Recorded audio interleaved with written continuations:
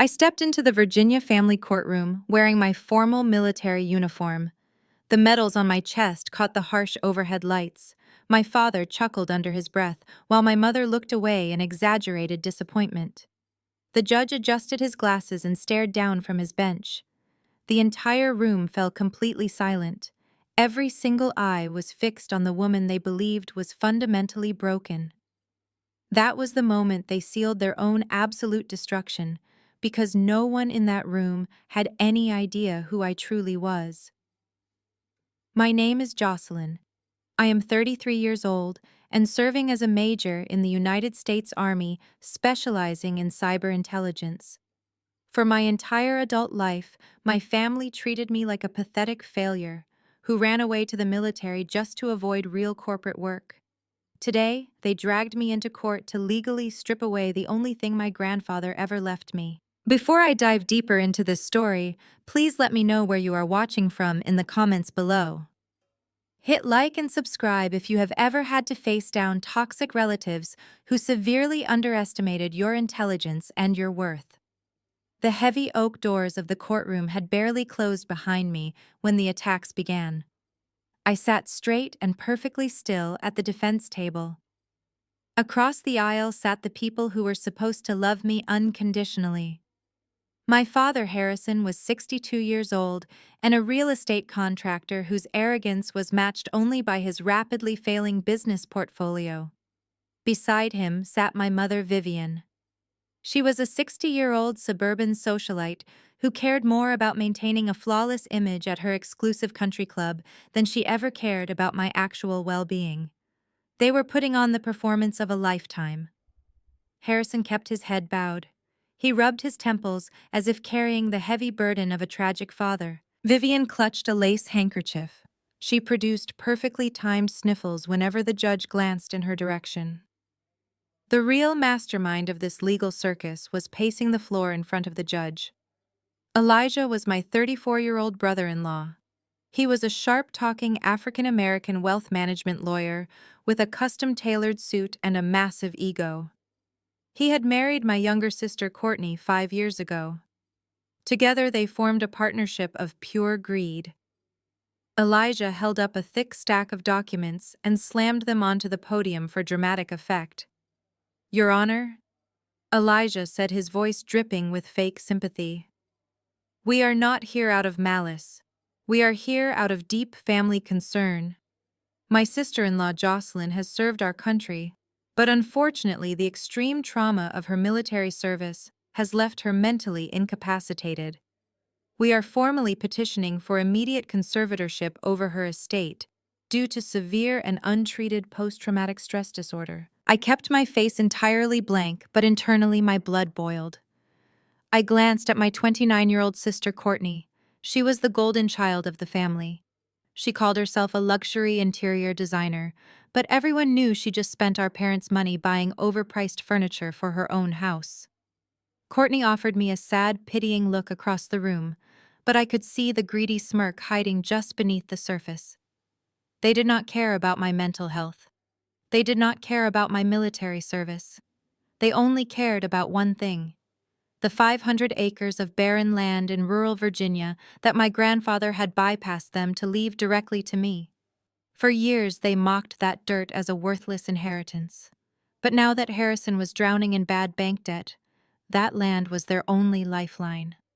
The courtroom was quiet enough that I could hear my mother Vivian whispering to the senior partner Elijah had brought along as co-counsel. Her voice carried that familiar tone of absolute disgust she always reserved for me.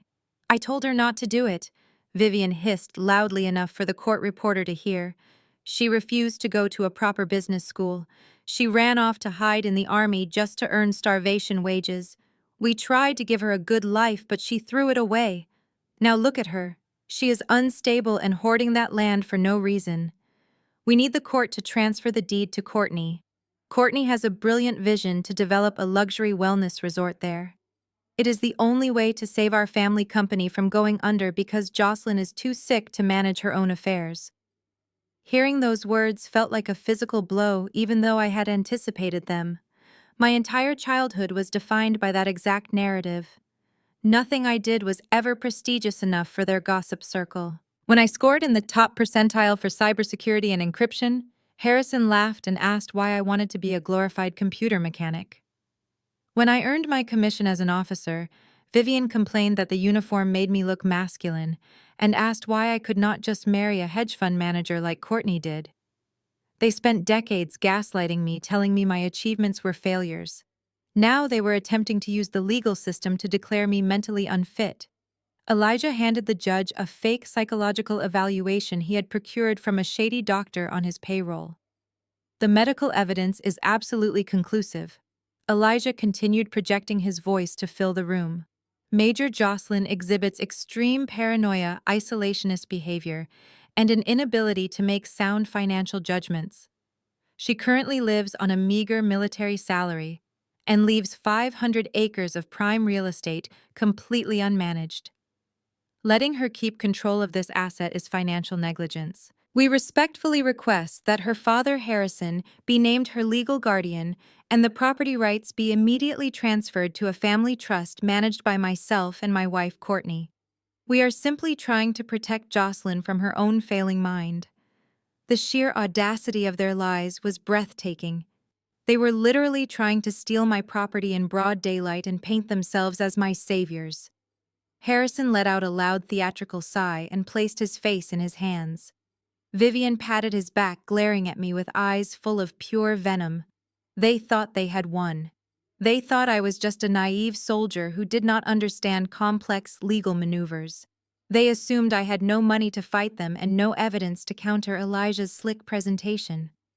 The judge slowly turned the pages of Elijah's fabricated medical file. He looked down at me, his expression full of legal caution and misplaced pity. Major, the judge asked, his voice echoing in the tense silence of the room. Your family has presented some very serious allegations regarding your mental competency and your financial decision-making. You do not have legal counsel present with you at this defense table today. Do you have anything to say before I make a ruling on this petition for conservatorship? I stood up slowly. I smoothed the front of my jacket, feeling the weight of the classified documents sitting inside my leather briefcase. I looked at Elijah, who was already smiling like he had won the lottery. I looked at Courtney, who was practically vibrating with excitement over her imaginary luxury resort. Then I looked at my parents, the people who would gladly declare their own daughter insane just to pay off their bankrupt business debts. They thought they were burying a vulnerable soldier today. They had no idea they were trying to dig a grave for a billionaire. The judge raised his wooden gavel. His hand hovered in the air, ready to strike the sounding block and formally strip away my autonomy. Courtney leaned closer to Elijah, pressing her shoulder against his custom suit. I could hear her sharp intake of breath, a greedy gasp of anticipation. Vivian reached over and squeezed Harrison by the wrist. They were already spending the money in their heads. They were already bulldozing my grandfather's land to build their fake wellness resort. Your Honor, I request permission to approach the bench, I said. My voice cut through the heavy silence of the courtroom like a blade. It was not the shaky plea of a broken woman. It was the absolute command of a military officer. Elijah immediately jumped to his feet. He buttoned his suit jacket with a rapid, arrogant motion. Objection, Your Honor, he practically shouted. The respondent is unrepresented and highly unstable. Allowing her to present unverified testimony at the last minute is highly irregular and frankly dangerous to the proceedings. The judge frowned and looked at me over the rim of his glasses. Major, the evidence presented by your brother-in-law is substantial. Unless you have legal representation or certified documents to submit, I am ready to make my ruling. I have documents, Your Honor, I replied smoothly, and they are significantly more certified than the fraudulent paperwork my brother-in-law just handed you. I did not shed a single tear. I did not tremble. I picked up my leather briefcase and walked the short distance to the bench. The heavy thud of my combat boots echoed on the hardwood floor. Every eye in the room tracked my movement. I snapped the locks on the briefcase open. I reached inside and pulled out a thick, heavy folder bound with a tamper evidence seal.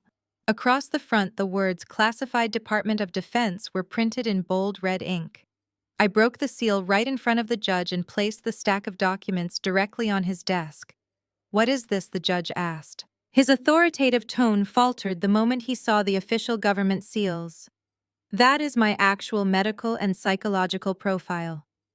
"Your Honor," I said clearly, ensuring that every word reached the defense table where my family sat. Elijah submitted a mental health evaluation signed by a private clinic doctor who had his license suspended twice for writing fraudulent prescriptions.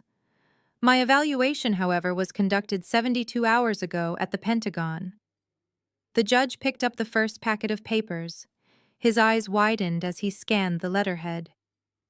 "As a cyber intelligence officer handling matters of national security, I am subjected to the most rigorous psychological evaluations on the planet," I continued.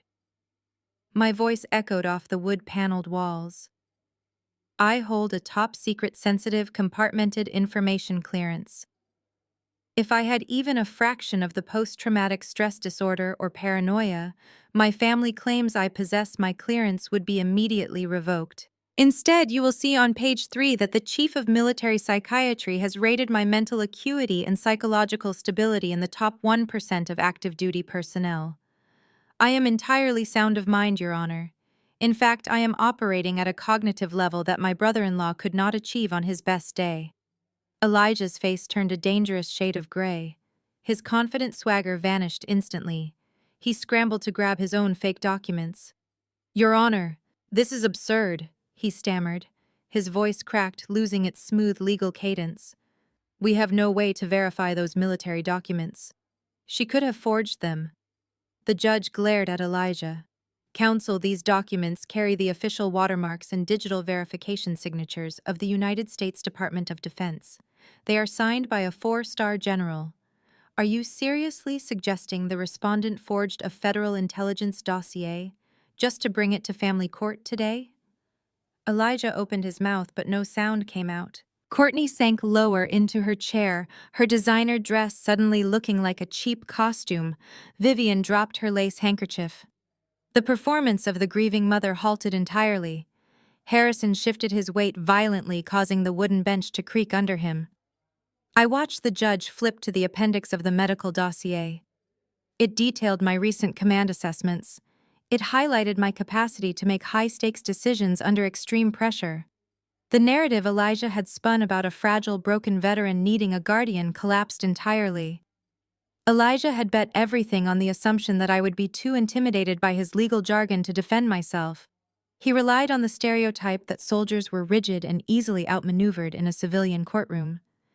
He failed to realize that cyber intelligence officers do not just fight on battlefields. We analyze threat matrices. We identify vulnerabilities.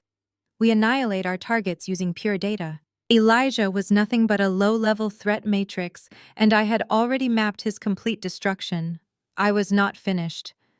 I reached into the folder and pulled out the second stack of papers. I placed them deliberately on top of the medical files.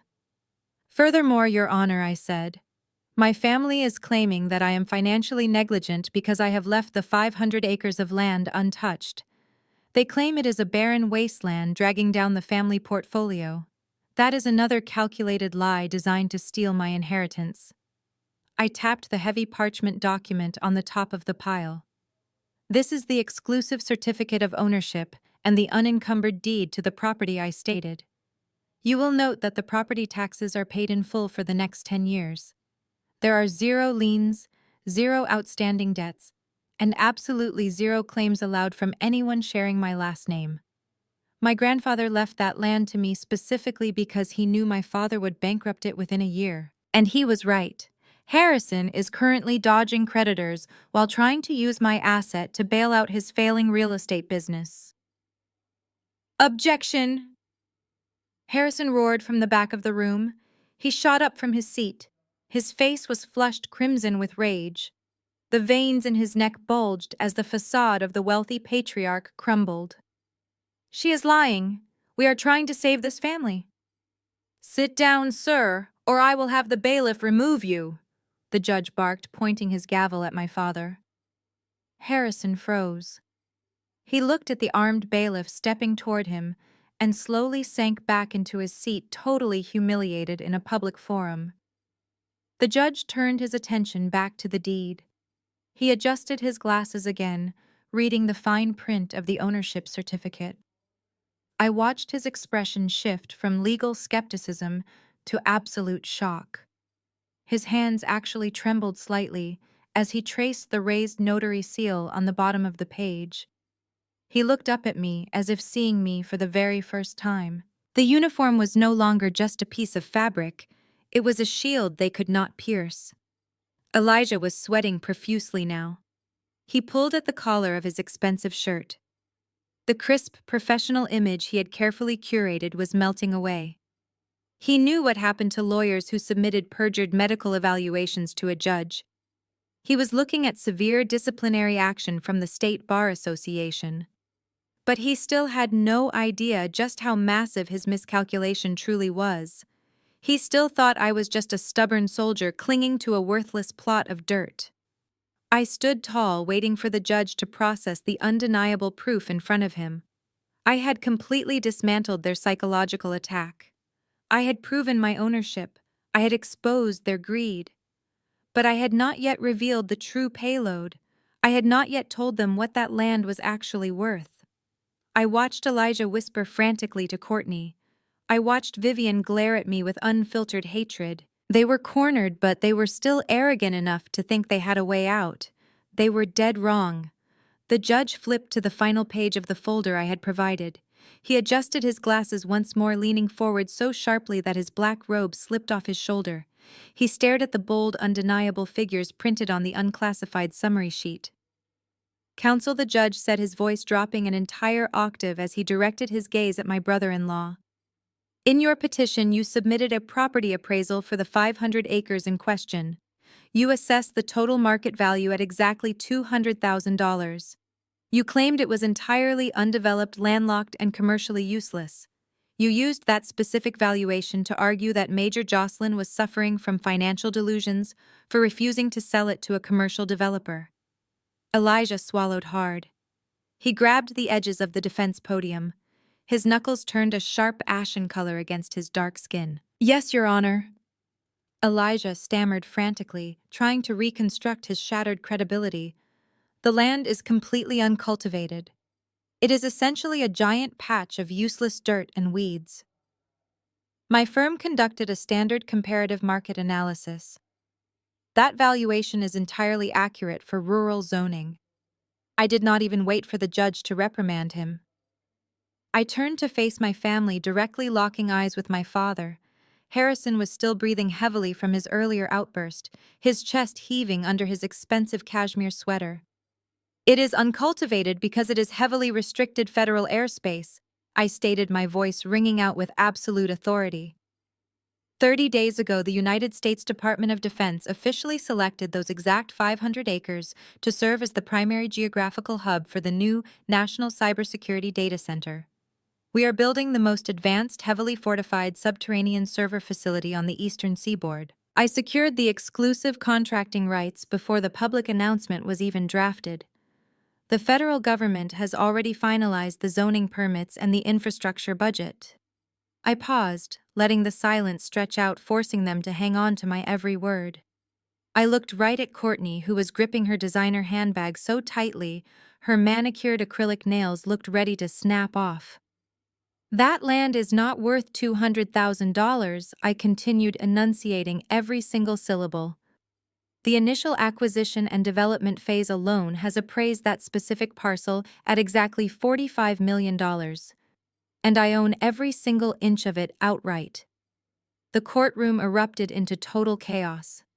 Harrison let out a sharp, strangled noise that sounded like a man physically choking on his own immense greed. He grabbed his chest, his eyes wide and bloodshot, staring at me as if I had suddenly turned into solid gold. Vivian let out a loud gasp, her hands flying up to cover her mouth. All her carefully practiced country club elegance vanished instantly. She looked like she was going to be physically sick. Courtney actually knocked her chair backward, her jaw unhinged in pure, unfiltered jealousy. $45 million.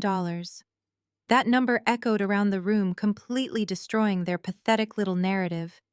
They had spent my entire life calling me an ugly, unlovable disappointment who chose a starvation salary over their glamorous lifestyle.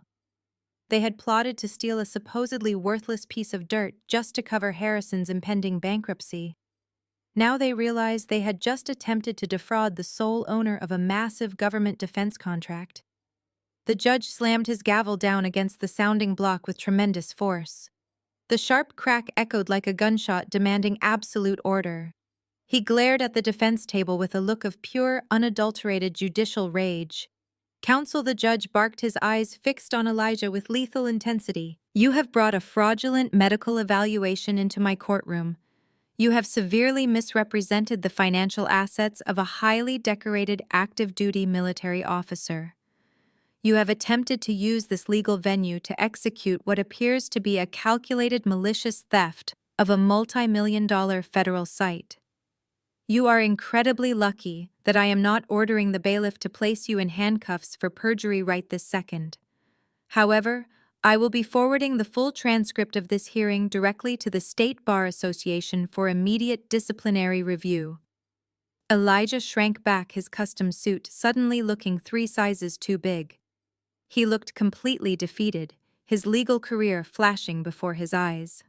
This petition for conservatorship is dismissed with extreme prejudice, the judge announced loudly, striking the gavel one final time. Case closed. Major Jocelyn, you are free to go. Thank you for your service to this country. I nodded respectfully to the judge. I gathered my classified folders, slid them back into my leather briefcase, and snapped the lock shut. A surge of incredible satisfaction washed over me. I had faced down my toxic family and utterly annihilated their scheme without breaking a single sweat. I turned my back on them, ready to walk out of those heavy oak doors and leave them to drown in their own financial ruin. I took one solid step toward the aisle. Then I heard it. A low, arrogant chuckle. I stopped in my tracks. The sound was coming from Elijah. It was not the nervous laugh of a defeated man. It was the dark, calculating sound of a predator who still had one final trap hidden in the brush. I turned around slowly. Elijah had stepped away from the podium. He was no longer shrinking. He reached into the inside breast pocket of his jacket and pulled out a single folded sheet of thick legal paper. He smoothed it out with infuriating slowness, a wicked, triumphant smirk spreading across his face. Harrison and Vivian watched him, their eyes darting back and forth in sudden, desperate hope. Courtney mirrored her husband's malicious smile, crossing her arms over her chest. You put on a beautiful performance, Major Elijah said, his voice dripping with condescension. He held the paper up, waving it slightly in the air. $45 million. A Department of Defense contract. That is truly an incredible achievement for the family portfolio. It is just a shame you will not be the one making the executive decisions regarding that massive payout.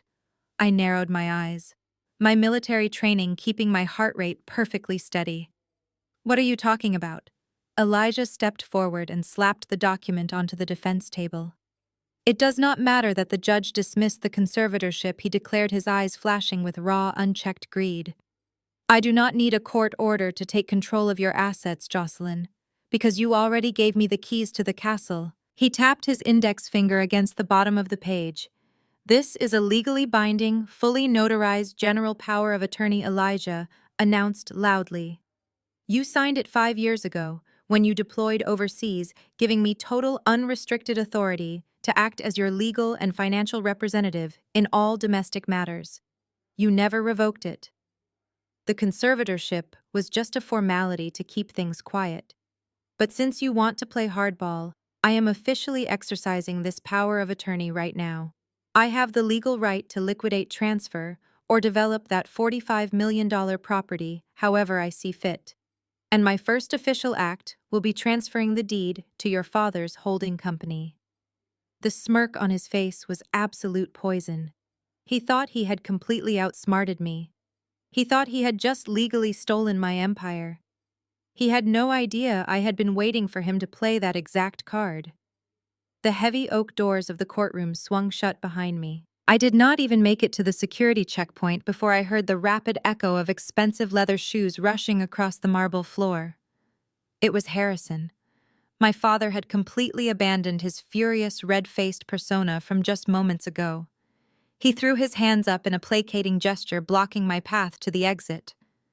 He forced a wide, uncomfortable smile onto his face, acting as if the despicable legal ambush I had just survived was nothing more than a minor scheduling error. "Jocelyn, please wait," Harrison said, his voice dripping with fake paternal warmth. "Let us not blow this out of proportion. Elijah is a lawyer and lawyers get overzealous. He was just throwing around legal jargon to protect the family assets. It was a massive misunderstanding. We were genuinely worried about your health, but clearly you are doing wonderfully. You have secured a federal contract. That is incredible news. We should be celebrating this massive achievement as a family." I stared at him, letting the absolute silence highlight his pathetic desperation. 10 minutes ago, he was screaming that I was a liar. Now he was looking at me like I was a walking ATM machine. He knew that if I walked out of that building and marched into a federal court to challenge that 5-year-old power of attorney, he would lose the $45 million forever. He needed to keep me close. He needed to trap me in a controlled environment where they could break me down psychologically. "Thanksgiving is tomorrow." Harrison continued, reaching out to pat my shoulder before I smoothly stepped out of his reach. "Your mother has been cooking for days. The whole extended family will be there. Come home for dinner. We can sit down like rational adults and figure out the best way to handle this real estate development together. No lawyers, no judges, just family working as a team." I knew exactly what he was doing. It was the classic bait and switch. But a predator does not run from a trap when she already knows how to dismantle the entire cage. I gave him a single curt nod and walked away without uttering a single word. I let him believe his desperate manipulation had actually worked. The next evening, I pulled my car into the winding driveway of my parents' massive estate in McLean. The property was a monument to Harrison's enormous ego. The perfectly manicured lawns and the towering brick columns were designed to scream generational wealth. But I knew the truth. I knew the mortgage was severely past due, and the bank was practically breathing down his neck. I stepped inside the grand foyer wearing a sharp, tailored civilian suit rather than my military uniform. The house was packed with aunts, uncles, and cousins who had all been fed the exact same toxic narrative about my life. The moment I entered the dining room, the lively chatter immediately died down. Eyes darted toward me, filled with a sickening mixture of pity and condescension. They had all been told I was a broken soldier struggling to survive. Vivian sat at the head of the massive mahogany dining table, holding a crystal glass of expensive wine. She wore a designer dress that cost more than my first car. She immediately launched her psychological assault the second I sat down, ensuring she had a captivated audience. "Jocelyn, darling, it is so brave of you to join us," Vivian announced, her voice carrying across the silent room. "We have all been so terribly worried about you. The military is such a harsh environment for a woman. It takes such a toll on the mind.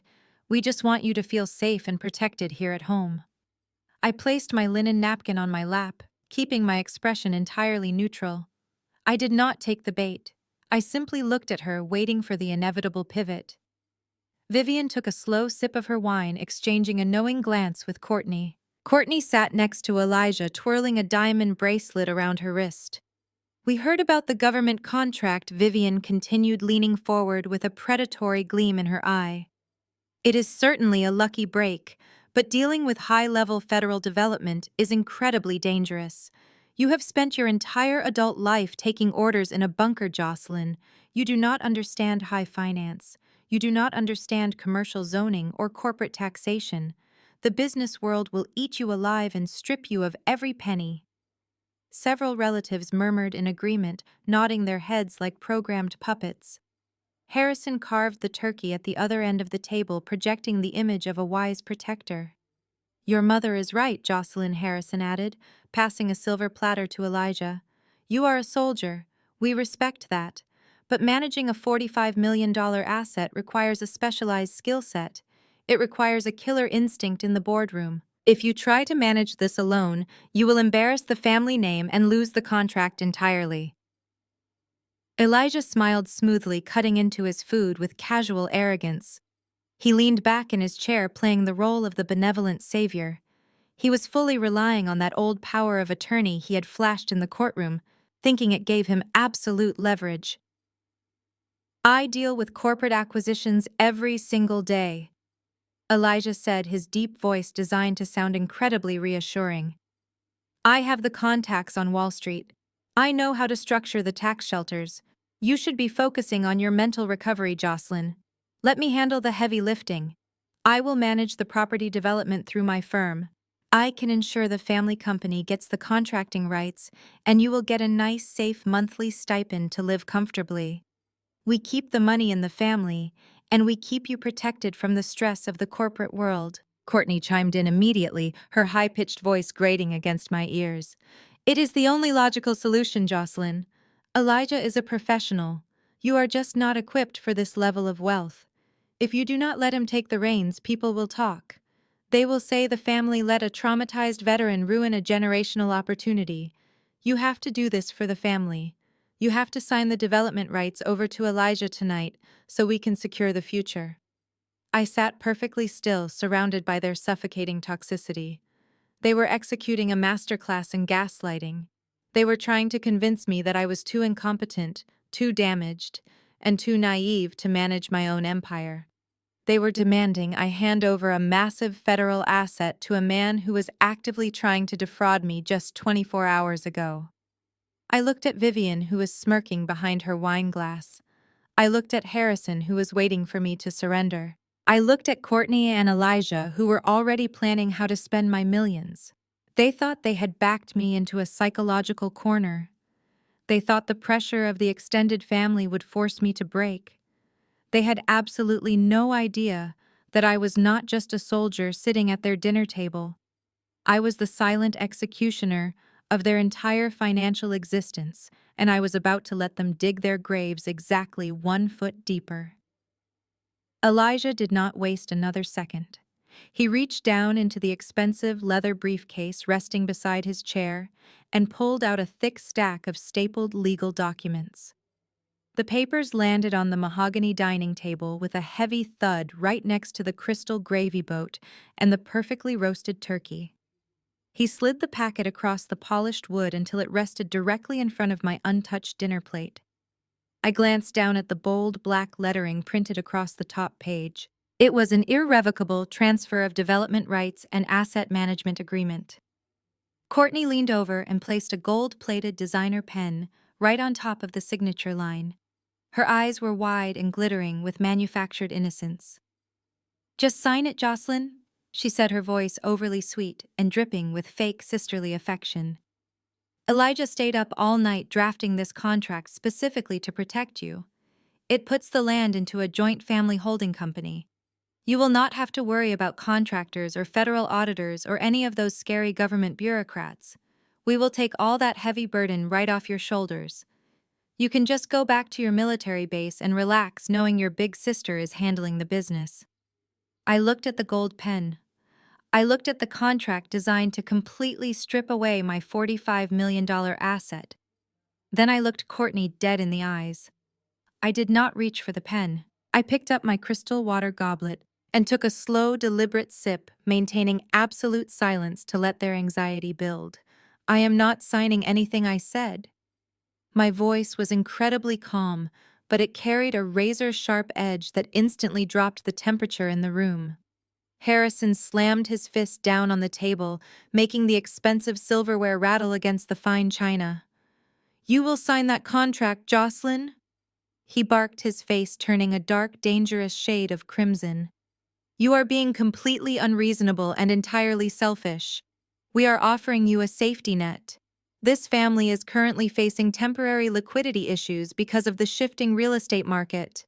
That land is the key to our survival. You owe it to this family to contribute your share." Vivian chimed in immediately, her tone shifting from fake concern to absolute venom. You have always been so ungrateful, she hissed, gripping her wine glass so tightly her knuckles turned white. We gave you everything. We clothed you and fed you and gave you a prestigious name. And now when your father needs a minor asset transfer to secure a commercial loan, you sit there, acting like an arrogant child. You are a soldier making a mediocre government salary. You have absolutely no idea how to manage wealth or handle high-level corporate investments. I slowly set my water goblet back down on the table.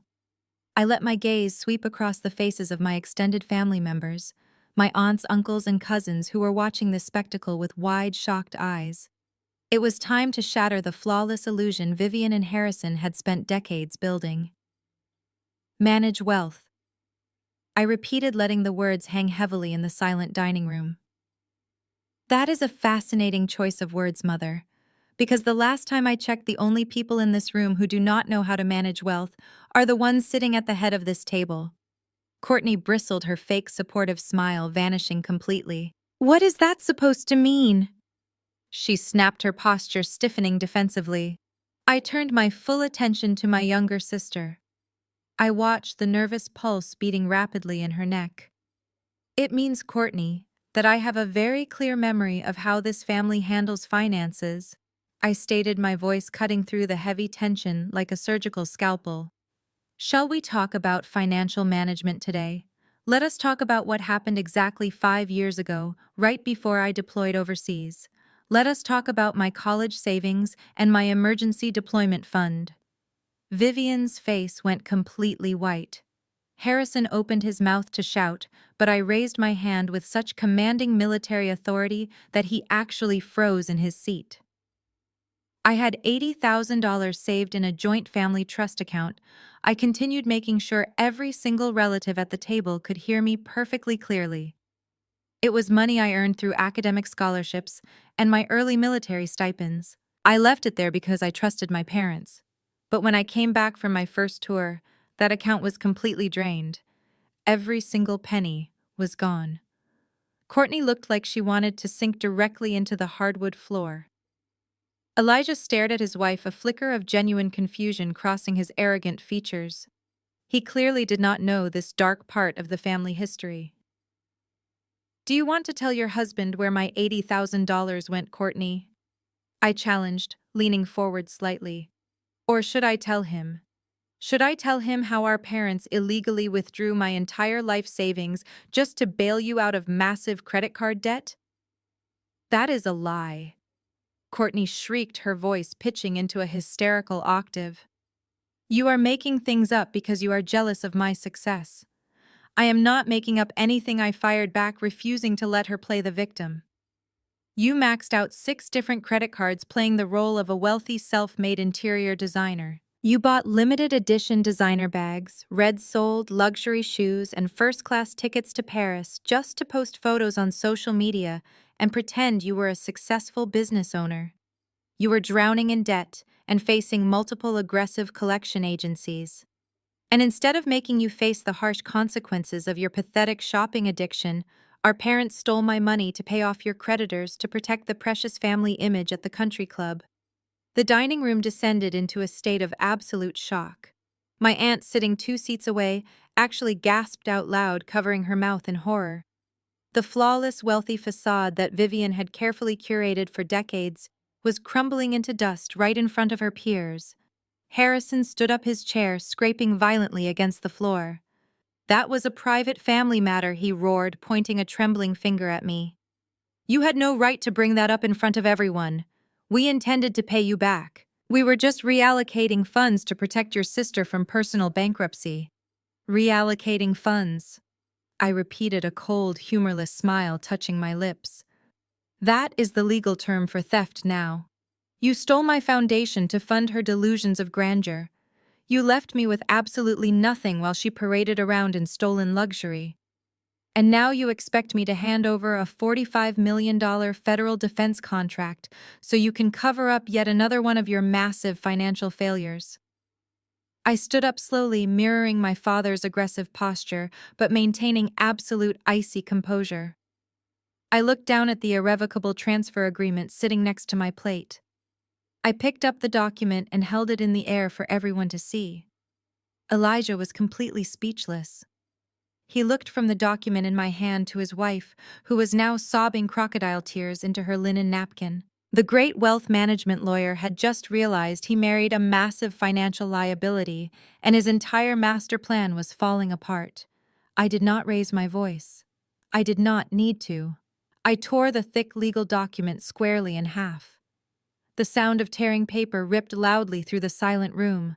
I tossed the shredded pieces directly onto Courtney's untouched dinner plate. "You want to play real estate developer, Courtney?" I said, my voice dropping to a lethal whisper. "You can start by trying to buy your own property instead of trying to steal mine." I turned my back on the table and began walking toward the grand foyer. I had completely destroyed their psychological ambush. But just as my hand touched the heavy brass handle of the front door, Elijah's cell phone began to ring incessantly from inside his suit jacket. It was not a standard ringtone. It was the emergency bypass alert from his law firm. He answered it, his arrogant demeanor still deeply fractured. I paused by the door, listening as his aggressive tone instantly morphed into sheer, unadulterated panic. The federal agents had just arrived at his office building, and the trap I set was finally springing shut. Elijah slammed his hand onto the table, interrupting the heavy silence that had fallen over the dining room.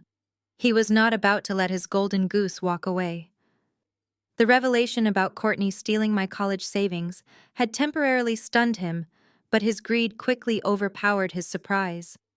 He buttoned his suit jacket and puffed out his chest, reverting to the arrogant corporate lawyer persona he used to bully opponents in boardrooms.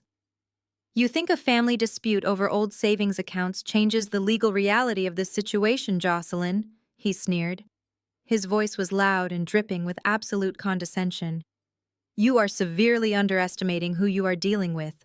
I am a senior managing partner at one of the most ruthless wealth management firms on the East Coast. You are just a soldier who knows how to type code. That power of attorney you signed 5 years ago is still perfectly valid in the state of Virginia. If you walk out that door without signing a peaceful development agreement, I will immediately file an emergency injunction to freeze all of your financial assets." He stepped around the table, closing the distance between us. He wanted to use his physical presence to intimidate me. "I will tie that $45 million property up in civil litigation for the next 2 decades, Elijah threatened, his dark eyes flashing with malicious intent.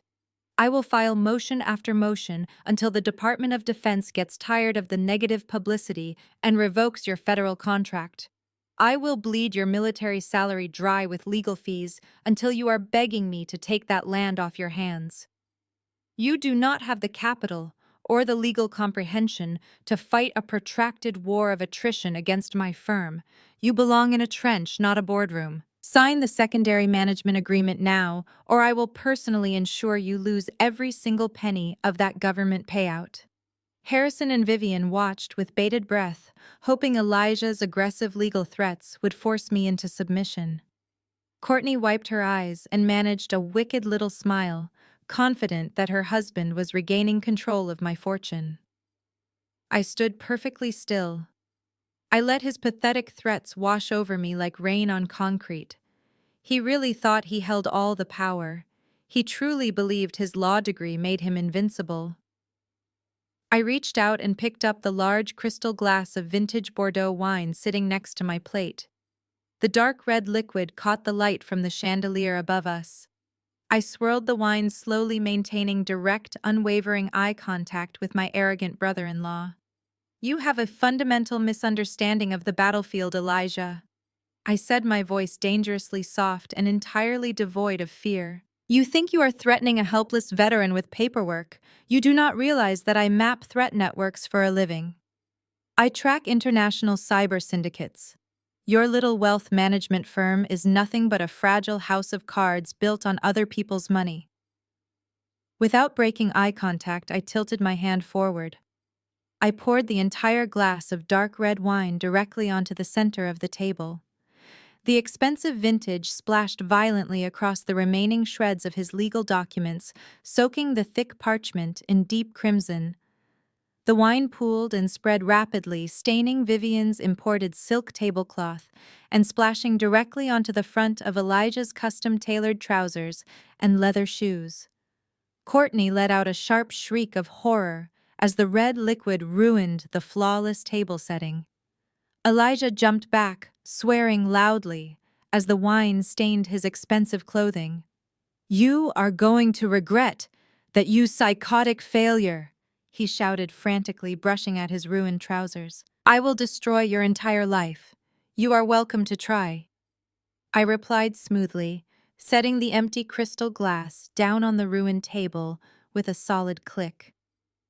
"But you are going to be a little too busy defending your own freedom to worry about my real estate."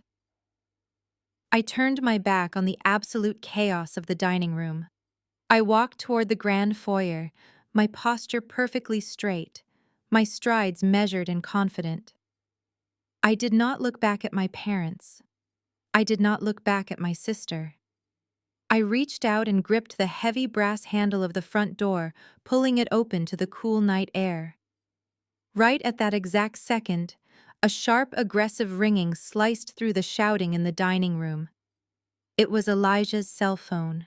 The customized emergency bypass ringtone reserved exclusively for his law firm's managing partners echoed loudly off the vaulted ceilings. The sheer urgency of the sound made everyone in the room freeze. Elijah snatched the phone from his inner pocket, his face still twisted in rage from the wine spill. He answered the call, barking his name into the receiver with extreme irritation. I stood in the open doorway, the cool breeze rushing past me as I listened to his side of the conversation. I watched his arrogant expression evaporate in a matter of seconds. The color completely drained from his face, leaving him looking like a ghost. His jaw dropped open and the phone nearly slipped from his trembling fingers. "What do you mean they are freezing the trust accounts?" Elijah stammered, his voice cracking in pure terror. "What do you mean the building is surrounded? That is impossible. We use encrypted offshore routing. Who authorized a raid?" He listened to the frantic voice of his law partner on the other end of the line. His knees physically buckled and he had to grab the edge of the ruined dining table just to keep himself from collapsing onto the hardwood floor. The Federal Bureau of Investigation had just breached the lobby of his prestigious law firm. Armed federal agents were currently seizing every computer server, every paper file, and every digital ledger in the building. They were executing a massive no-knock search warrant for federal money laundering, wire fraud, and the illegal concealment of offshore assets. The multi-million-dollar financial empire Elijah used to bully and intimidate his victims was being dismantled brick by brick. Harrison and Vivian stared at their son-in-law in absolute shock. Courtney began to hyperventilate, realizing her luxurious lifestyle was currently burning to the ground.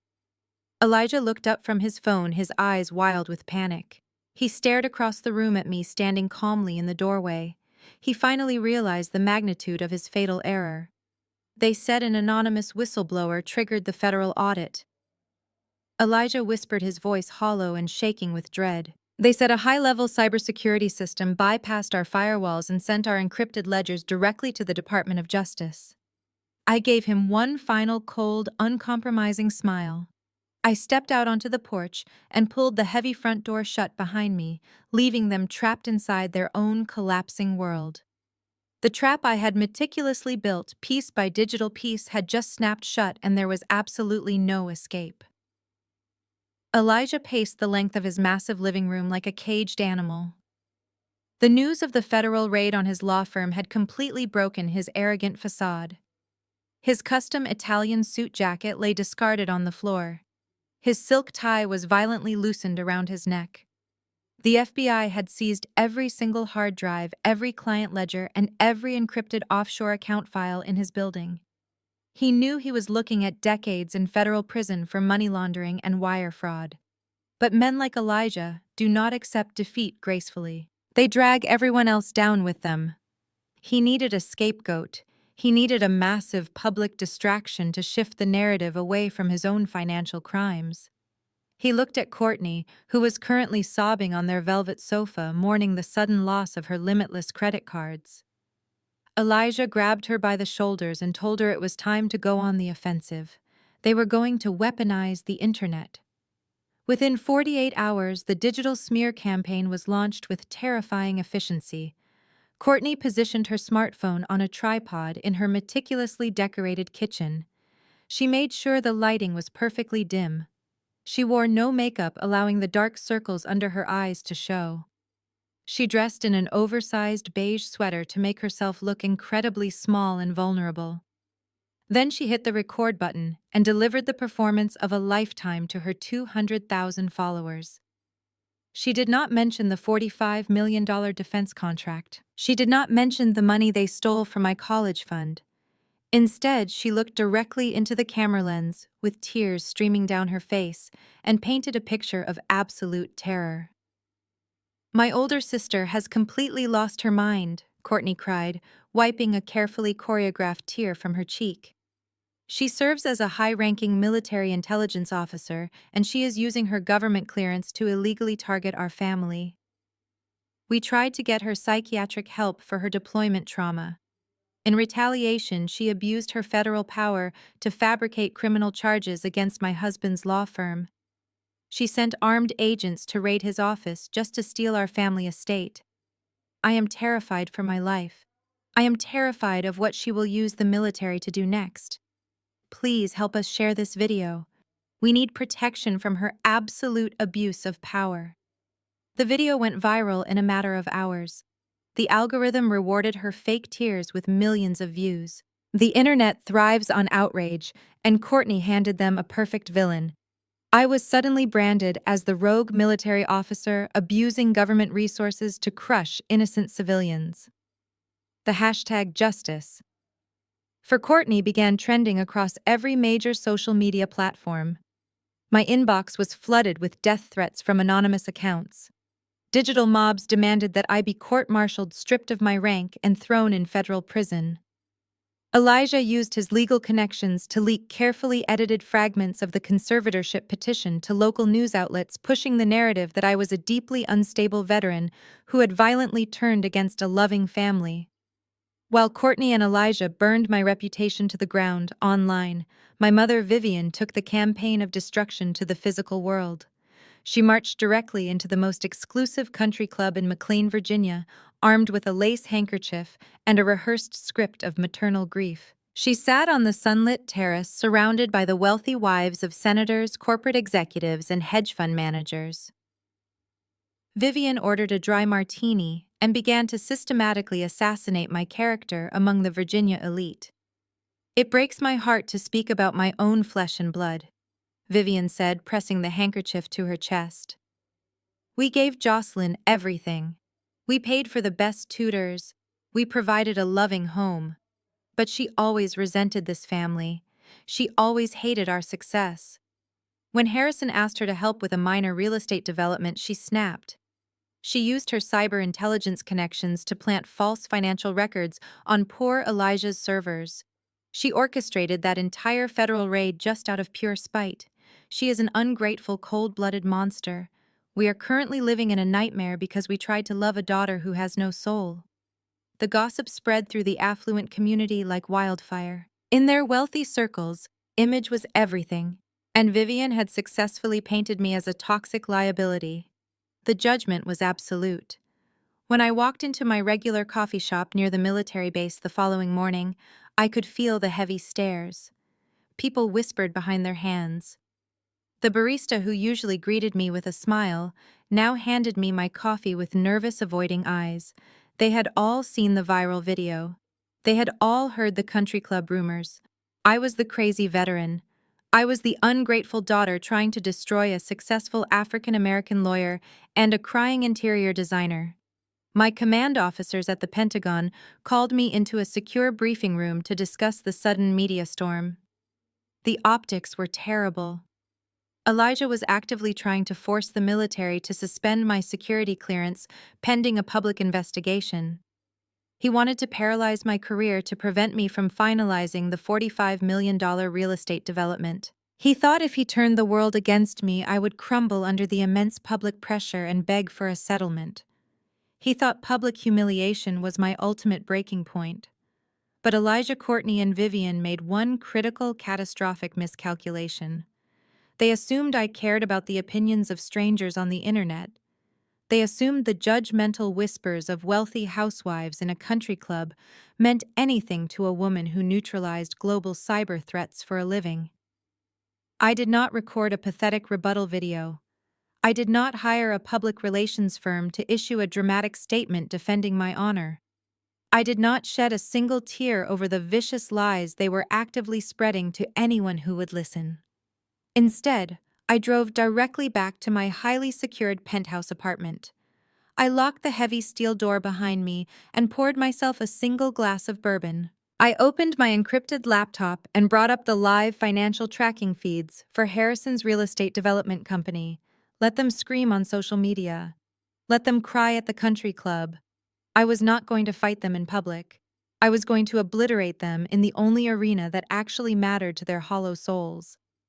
I cracked my knuckles over the keyboard, ready to execute the final devastating phase of my financial takeover. Harrison threw the most extravagant fundraising gala his severely over-leveraged credit accounts could possibly afford. He rented an enormous ballroom at the most prestigious hotel in downtown Washington. The room was draped in white silk and decorated with towering floral arrangements that cost more than a luxury vehicle. He hired a string quartet to play classical music in the corner and ordered cases of imported champagne to flow freely among the wealthy guests. The entire event was a desperate, carefully orchestrated illusion of financial stability. He invited every major real estate developer, every hedge fund manager, and every high-rolling private investor he knew. Harrison needed a massive injection of capital to save his sinking real estate empire from complete foreclosure, and he was using the viral internet drama as his primary fundraising weapon. Vivian floated through the crowd in a custom designer gown, playing the role of the tragically betrayed matriarch. She clutched a crystal flute of champagne and leaned in close to potential investors, spinning a narrative of absolute victimhood. She told them how her real estate company was temporarily struggling because they had spent millions trying to get psychiatric help for their deeply disturbed military daughter. Courtney and Elijah stood by the ice sculpture repeating the same vicious lies. Courtney wore a borrowed diamond necklace and wiped away fake tears whenever an investor looked in her direction. Elijah stood tall, trying to project confidence despite the fact that federal agents were currently dissecting his entire legal career. They were selling a story of family betrayal to open the wallets of sympathetic billionaires. Harrison stepped up to the gold-plated microphone positioned in the center of the ballroom. He tapped the microphone, demanding the attention of the ultra-rich crowd. He put on his best devastated father face and delivered a perfectly rehearsed speech. He publicly disowned me right there in front of 200 wealthy elites. He declared that I was a rogue operative, a toxic element that had been formally eradicated from the family tree.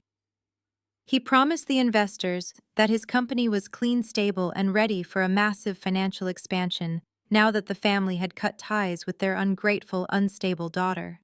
The crowd applauded. They wrote massive checks believing they were supporting a noble patriarchal businessman who had survived a terrible family tragedy. They were toasting to their imaginary victory while I was sitting in a pitch-black, heavily fortified server room miles away. I was not wearing a designer gown. I was not crying into a lace handkerchief. I was wearing tactical gear and sitting in front of 8 glowing computer monitors. My secure facility was completely soundproof and chilled to exactly 60 degrees to keep the massive data servers from overheating. The viral videos and the country club gossip meant absolutely nothing inside this room. Social media outrage is just noise, and I do not deal in noise. I deal exclusively in cold, hard, undeniable data. While Harrison was begging for donations, I was executing a hostile financial takeover of epic proportions. 10 years ago, I realized that a military salary would never provide the capital I needed to truly secure my independence. So I spent my nights coding. I built proprietary encryption algorithms and predictive threat matrices that the commercial sector desperately needed. I founded a private cybersecurity corporation, under a heavily shielded holding company. I named it Aegis Shield. I secured contracts with international banks, major tech conglomerates, and eventually the Department of Defense. Aegis Shield grew from a tiny startup into a multi-billion-dollar titan of digital security. And the best part was that absolutely no one in my toxic family knew I was the sole founder and chief executive officer. I watched the live financial feeds on my center monitor. Harrison's real estate company was publicly traded, but it was bleeding out rapidly. His stock prices were plummeting due to the catastrophic mismanagement he had hidden for years. He thought the checks he was collecting at his pathetic gala tonight would save him. He had no idea that I had already deployed a team of elite financial analysts on Wall Street. I gave them one simple overarching directive: buy everything. My fingers flew across the mechanical keyboard, typing the final sequences of a massive routing protocol. I was doing nothing illegal. I was using the sheer, overwhelming financial weight of Aegis Shield to legally crush his company. I routed hundreds of millions of dollars through completely legitimate corporate acquisition channels. I bought up every single piece of toxic debt Harrison had accumulated. I bought his commercial mortgages. I acquired the promissory notes he had signed with desperate secondary lenders. I deployed an aggressive algorithm to buy every share of his company's stock the second it hit the open market. I watched the progress bars on my screens tick upward with lethal precision. Harrison needed a majority stake to maintain control of his own company. He was currently holding on to 49%, hoping the investors at his gala would help him secure the rest. He was exactly 2 hours too late. I typed the final string of authentication codes to authorize the ultimate transaction. I hit the enter key with a solid, satisfying strike. The screens flashed a brilliant, vibrant green, confirming the digital transfer. The banking protocols locked into place across the global financial grid. It was an absolute flawless execution. I leaned back in my tactical chair and watched the numbers solidify on the main display. Aegis Shield now officially owned 51% of my father's real estate empire. I did not just buy his debt. I bought his entire corporate existence. He was standing on a stage downtown, sipping expensive champagne and thanking his wealthy friends for saving his company. He had no idea the company no longer belonged to him. He was now just a minority shareholder in a corporation completely controlled by the daughter he had just publicly disowned. The trap was locked. I took a slow, deep breath, letting the reality of my absolute triumph wash over me. The war was over, and they did not realize they lost. I leaned closer to the primary monitor, illuminating the dark server room with a cold blue glow. Owning 51% of my father's real estate empire was the tactical foundation, but it was not the finishing blow. Harrison was currently standing in a luxury hotel ballroom, shaking hands with elite investors and collecting massive checks. He believed that fresh influx of capital would dilute my newly acquired majority stake. He assumed he could use his wealthy country club connections to buy his way out of the hole he had dug for himself. He completely underestimated the sheer gravitational pull of Aegis Shield. I did not just have enough money to buy his company outright. I had the leverage to make sure no one else on Wall Street would ever give him another dime. I opened a highly secure encrypted communication channel, bridging a direct connection to my primary financial proxies in New York. These were the ruthless hedge fund managers and private equity directors who handled the public-facing investments for my cybersecurity corporation. They did not know my real name or my military rank. They only knew me as the anonymous chief executive officer of Aegis Shield, a corporate entity that generated billions of dollars in annual revenue for their portfolios. I initiated a rapid sequence conference call with the 3 largest institutional investors currently backing Harrison's real estate firm. My voice was digitally altered through the secure connection, masking my identity completely. I projected the undeniable financial data directly onto their screens. I showed them the severely leveraged commercial mortgages, the plummeting property valuations, and the hidden toxic debt Courtney had racked up under the company expense accounts. Then I delivered the ultimate kill shot. I transmitted the sealed federal indictment currently being drafted against Elijah. I showed the Wall Street executives that Harrison's lead legal counsel and son-in-law was about to be federally prosecuted for massive wire fraud and offshore money laundering. I made the ultimatum incredibly simple. I told the investment directors that if they kept a single penny of their capital tied up in Harrison's collapsing real estate firm, Aegis Shield would immediately terminate all lucrative cybersecurity contracts with their respective financial institutions. The choice took them less than 60 seconds to make. They were not going to risk billions of dollars in guaranteed government defense tech revenue just to save a sinking Virginia real estate contractor. I watched my monitors as the massive institutional sell-off began. The withdrawal was swift, brutal, and entirely catastrophic for my family. The Wall Street partners executed an emergency divestment protocol. They dumped millions of shares of Harrison's company stock, simultaneously triggering a massive algorithmic panic across the trading floors. The institutional capital that had been artificially propping up his business evaporated into thin air. I watched the live financial tracking feeds as the stock price went into an absolute freefall. The automated trading bots registered the sudden massive exit of the anchor investors and immediately initiated a cascading sell-off. Within minutes, the entire market valuation of the company was slashed by 70%. All the credit lines Harrison relied on to keep his construction projects moving were automatically frozen by the banking algorithms. The financial hemorrhage was spectacular to witness. I sat back in my tactical chair, taking a slow sip of black coffee. I had systematically dismantled a multi-million-dollar real estate empire without ever leaving my secure bunker. I had used pure, unadulterated data to sever the financial arteries of the people who had treated me like a worthless disappointment my entire life. Miles away in the opulent ballroom of the downtown Washington hotel, the illusion of success was still in full swing. Harrison was holding a crystal flute of expensive imported champagne, laughing loudly at a joke made by a prominent state senator. Vivian was standing by his side, adjusting her designer necklace and accepting compliments from wealthy socialites. They were completely intoxicated by their own fake prestige. Courtney was busy taking photos for her social media accounts, posing with other ultra-rich guests, while trying to ignore the nervous sweat breaking out on Elijah's forehead. Elijah had been checking his phone obsessively ever since the federal raid on his law office, waiting for the inevitable call from his defense attorneys. The string quartet was playing a lively symphony, filling the grand room with an air of absolute victory.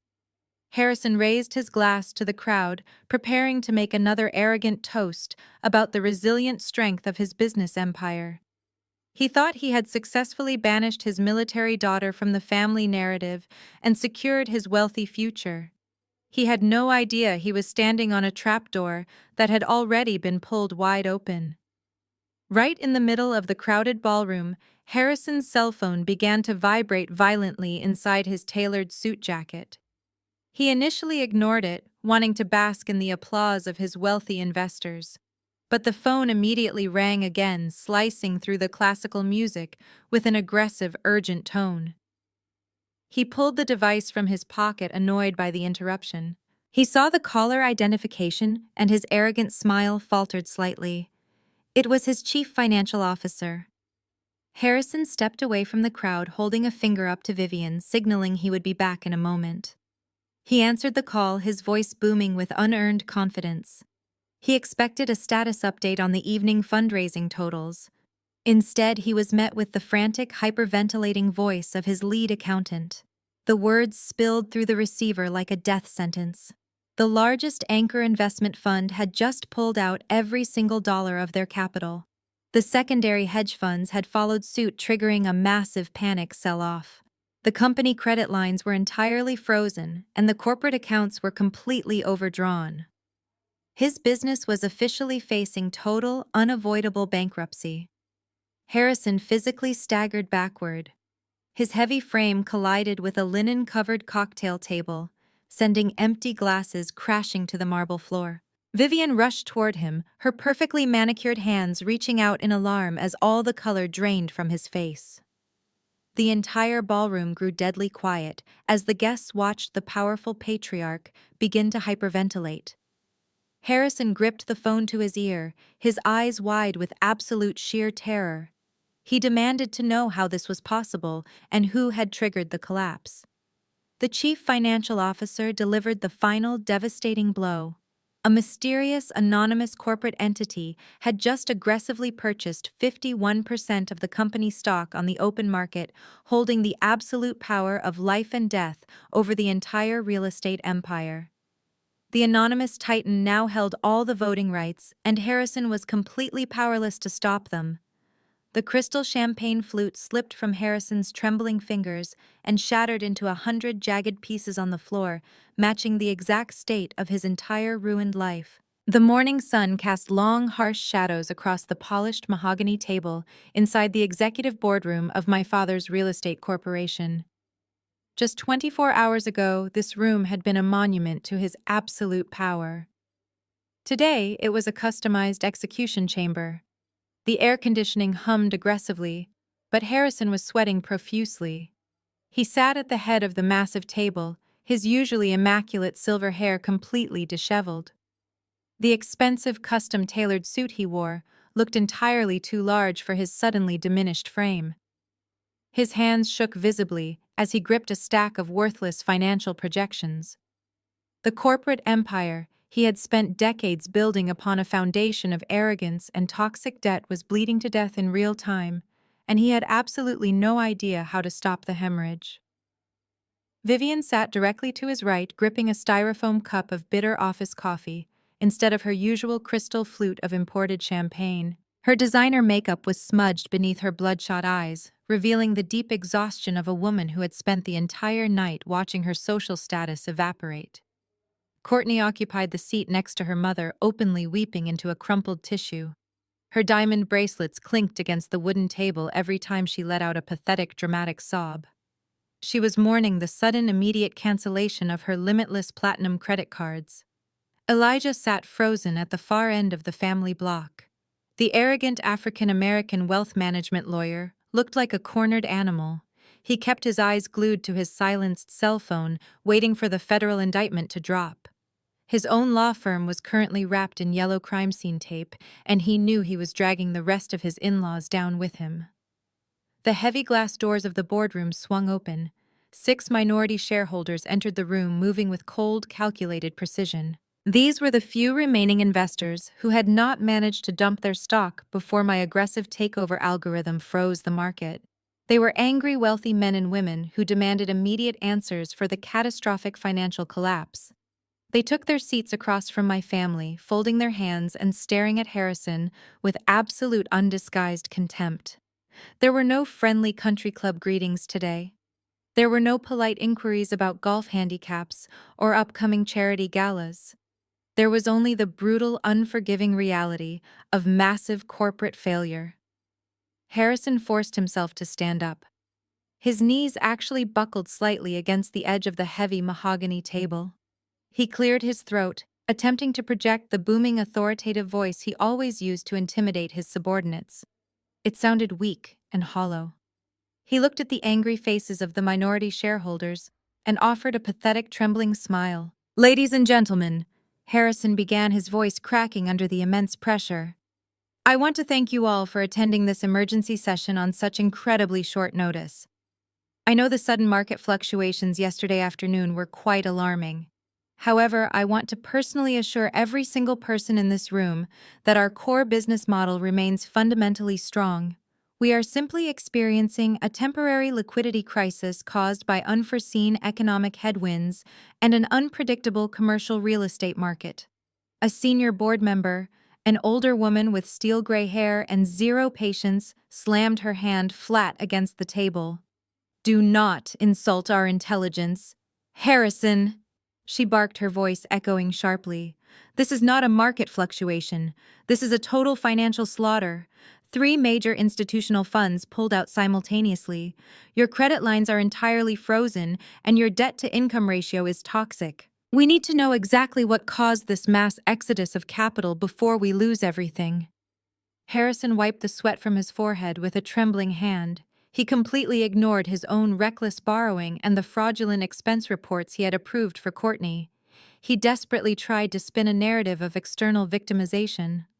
The market overreacted to a temporary cash flow issue, Harrison pleaded, leaning heavily over the table.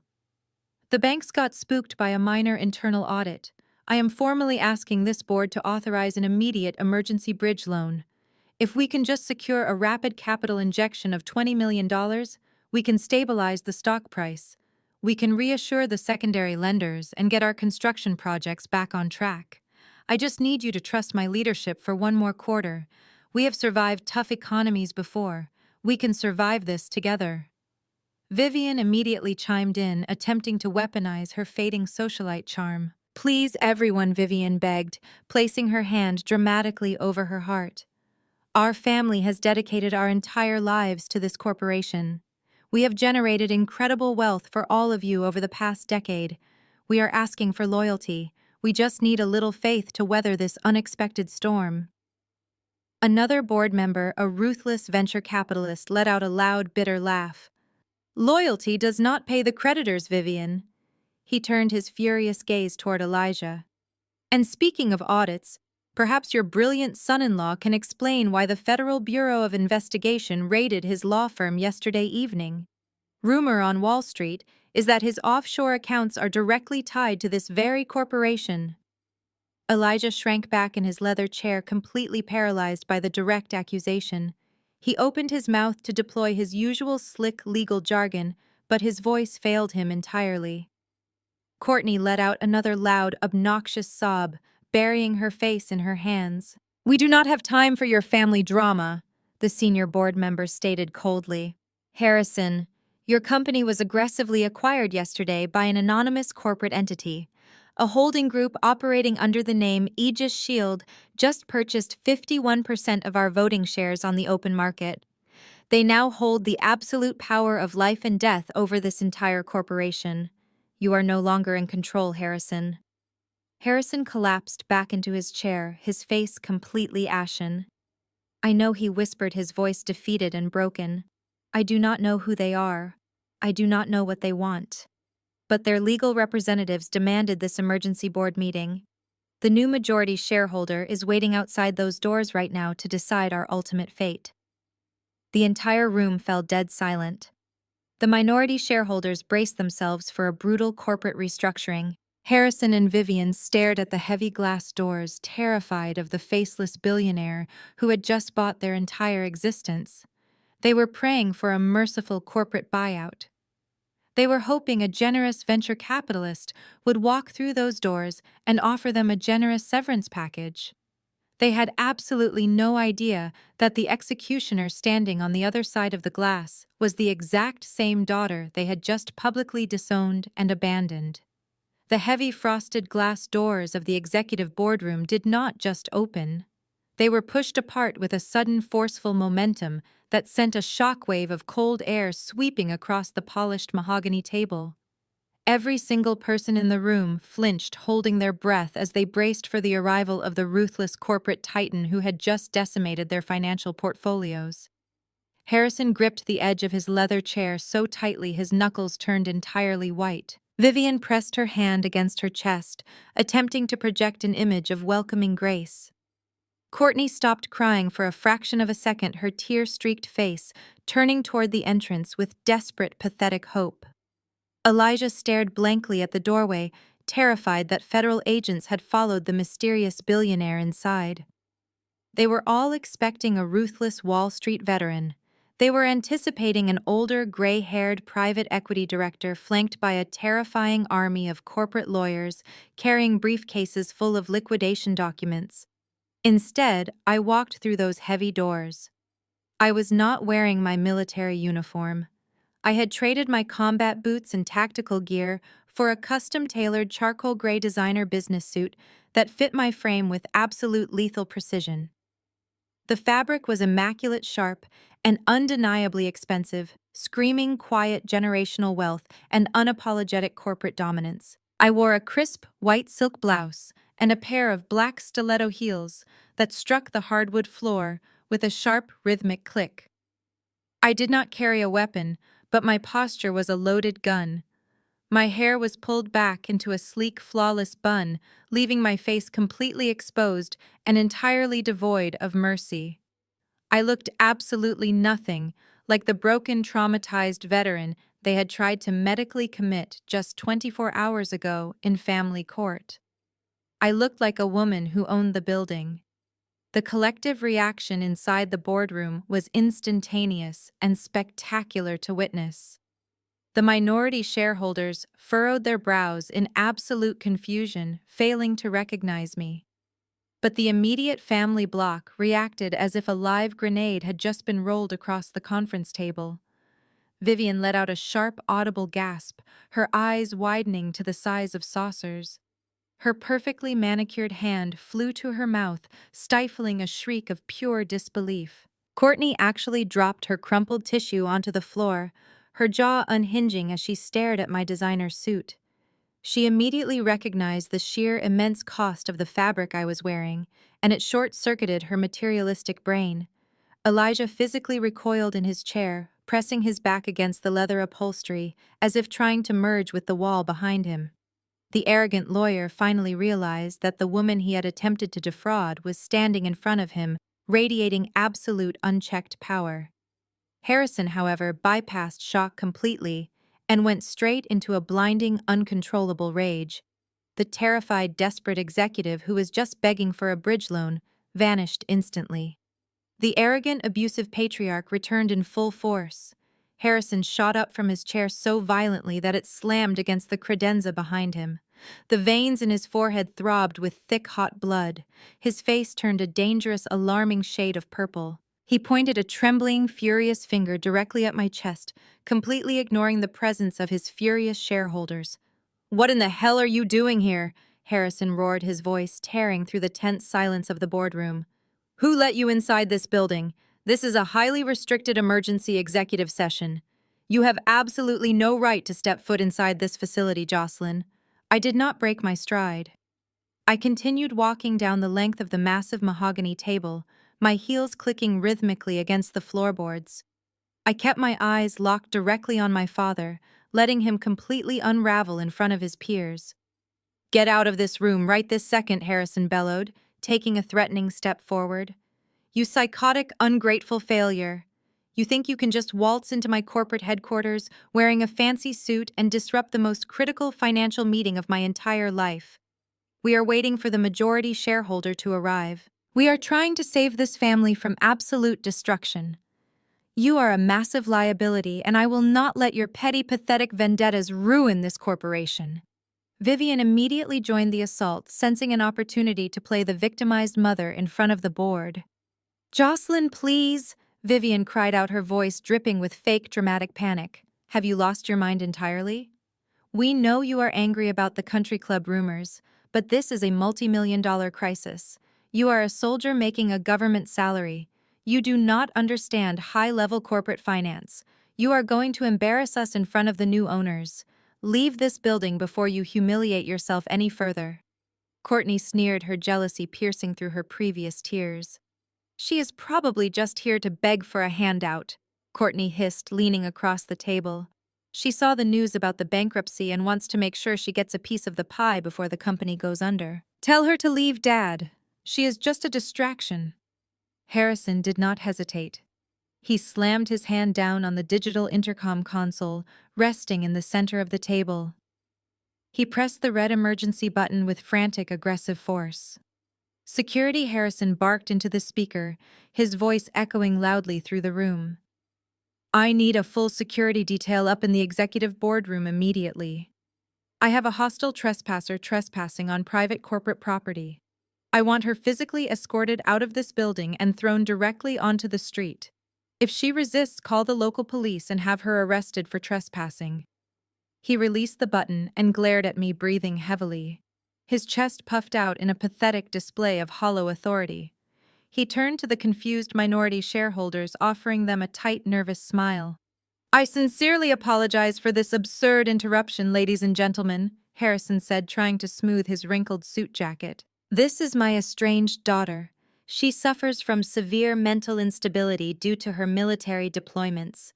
She has a history of dramatic outbursts. The guards will remove her shortly, and then we can get back to negotiating with the new holding company. Please just ignore her delusions." I finally stopped walking. I stood exactly 3 feet away from the head of the table. I looked at my father with an expression of pure, icy detachment.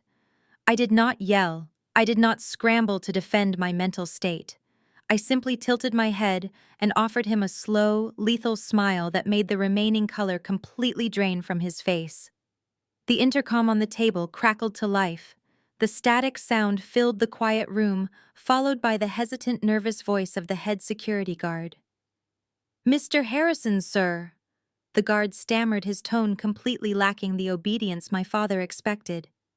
"We cannot send a detail up to remove that woman, sir. We were given strict standing orders this morning regarding her arrival." Harrison's eyes widened in shock. "What are you talking about?" he yelled at the speaker. "I am the chief executive officer of this corporation. I am giving you a direct order to remove her right now." "I am sorry, sir," the guard replied, his voice dropping lower. "But we work for the building management group, and the management group just received a direct mandate from the new majority stakeholders.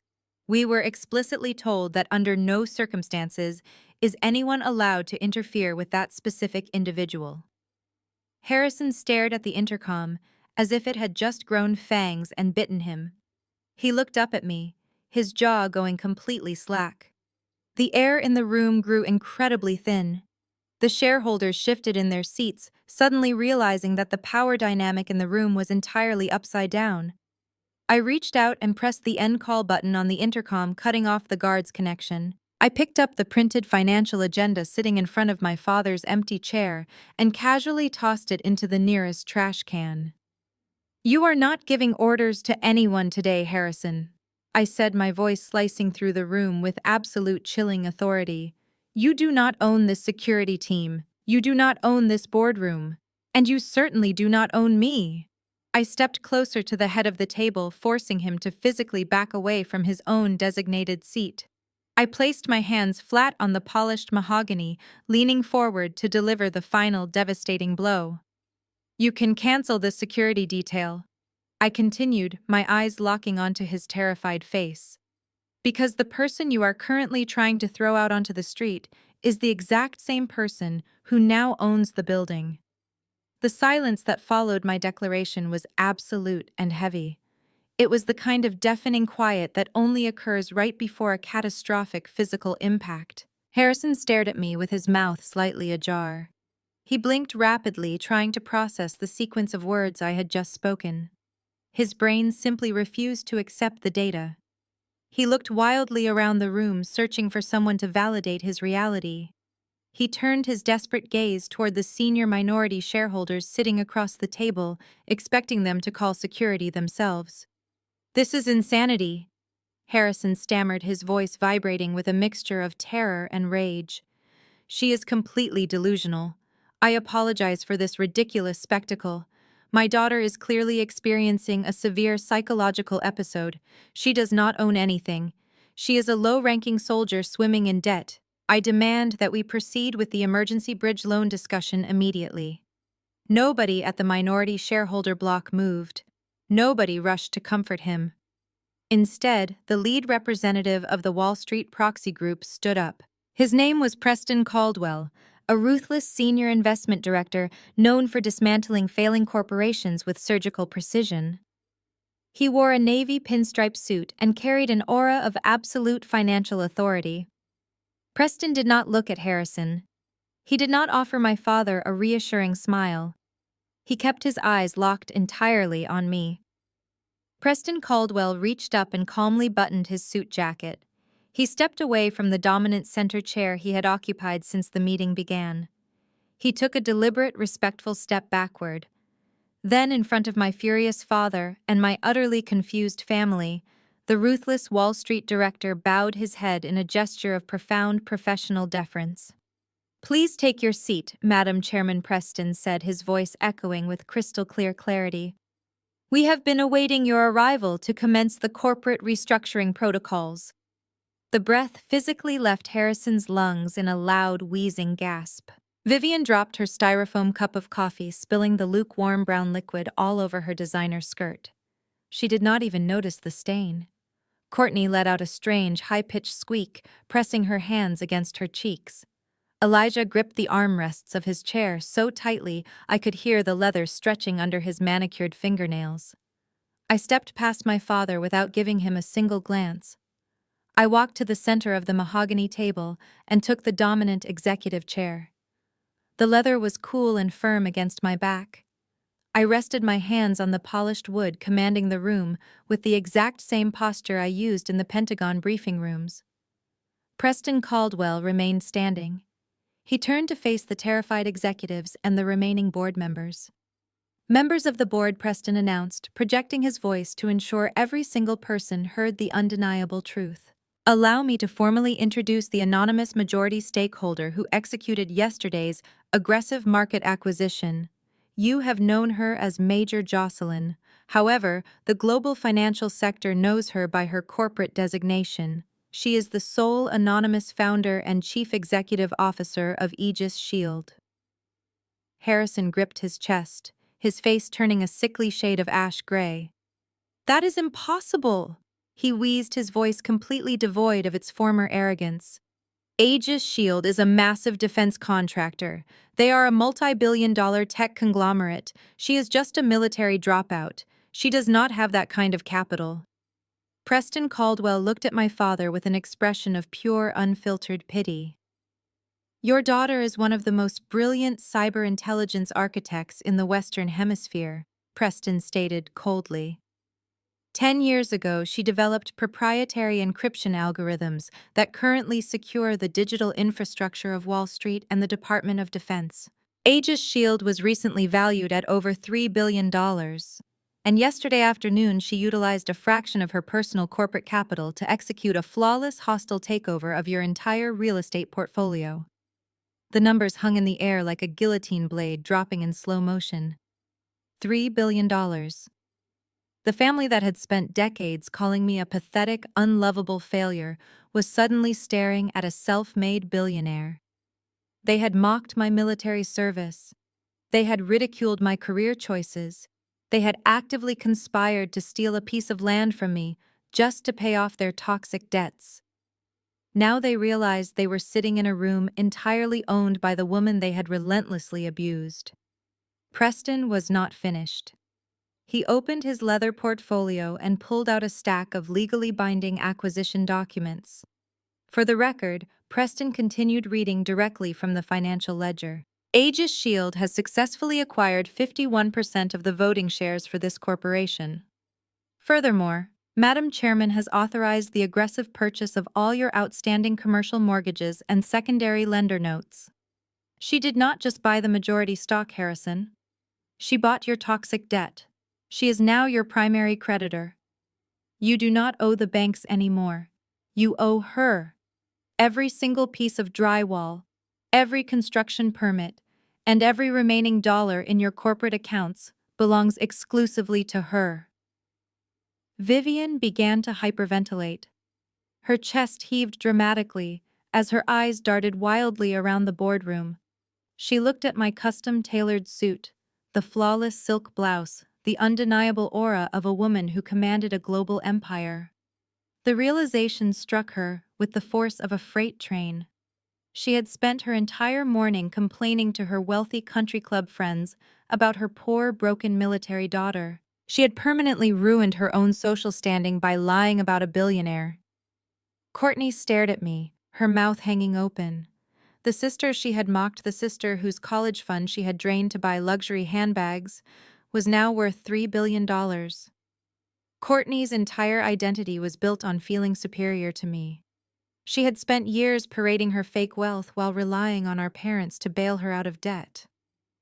Now her parents were bankrupt, and the sister she despised held the keys to the entire kingdom. But the most satisfying reaction belonged to Elijah. The arrogant African-American wealth management lawyer who had sneered at me in family court just 24 hours ago was completely paralyzed. His sharp legal mind was desperately trying to process the timeline. He looked at me, his dark eyes wide with absolute horror. He finally connected the dots. He finally realized how the Federal Bureau of Investigation had suddenly acquired his heavily encrypted offshore ledgers. He realized that the high-level cybersecurity system that had bypassed his firewalls and reported his money laundering to the Department of Justice was not a random audit. It was an Aegis Shield tactical deployment.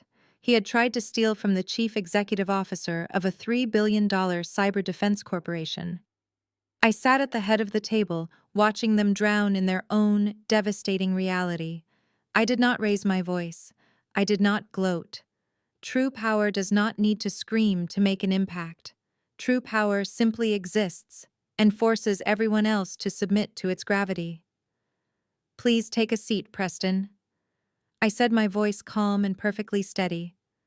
"We have a considerable amount of corporate restructuring to handle today, and I do not like to waste my valuable time." Preston Caldwell nodded respectfully and took the seat to my right. Harrison remained standing completely frozen, in a state of absolute catatonic shock. His real estate empire, his reputation, his entire fragile ego had been systematically dismantled and displayed on a conference table for all his minority shareholders to see. He had nothing left. The illusion was dead. I reached out and tapped the sleek glass control panel embedded in the center of the mahogany table.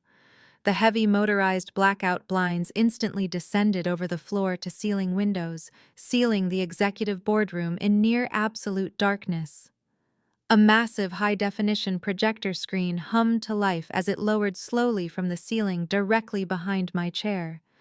I did not ask for permission to present my findings. I simply commanded the space. I pulled a highly encrypted titanium flash drive from my suit pocket and inserted it into the console. The enormous screen flickered and then illuminated the dark room with a blinding white light. Complex financial spreadsheets, bank routing numbers, and highly classified federal audit logs populated the display. The minority shareholders leaned forward in their leather chairs, their eyes narrowing as they tried to process the sheer volume of data I had just unleashed. "Let us begin with the actual reason this corporation is currently drowning in toxic debt," I said, my voice echoing off the paneled walls. "My father loves to blame the economy. He loves to blame commercial real estate markets. But the truth is much more sinister and sits right at this very table." I pointed a digital laser directly at Elijah. The arrogant lawyer was physically shrinking into his seat. His hands trembled so violently he had to clasp them together in his lap. 3 years ago, Harrison appointed his brilliant son-in-law to act as the primary legal counsel and external wealth management director for this firm. I continued, making sure every shareholder heard the facts clearly. "Elijah convinced you all to route your commercial development funds through his offshore holding companies to minimize corporate tax liabilities. He claimed it was a standard wealth management strategy. It was an absolute lie."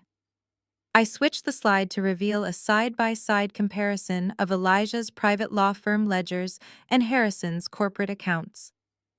Elijah used this real estate company as a massive washing machine for his illicit clients. He funneled millions of dollars of dirty money from illegal overseas syndicates right into your construction budgets.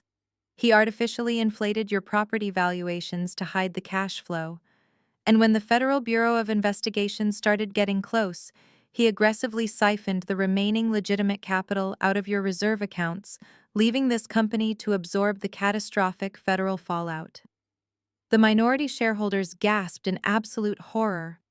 One of them actually slammed his fist on the table, cursing loudly at the revelation. Elijah squeezed his eyes shut, unable to mount a single legal defense because the digital paper trail was absolutely flawless. I did not give them a single moment to breathe. I immediately clicked to the next slide. An entirely new set of financial documents filled the massive screen. These were not complex offshore ledgers. These were domestic credit card statements, expense reports, and fraudulent vendor invoices. But Elijah did not act alone in bleeding this empire dry, I stated, shifting my piercing gaze to my younger sister.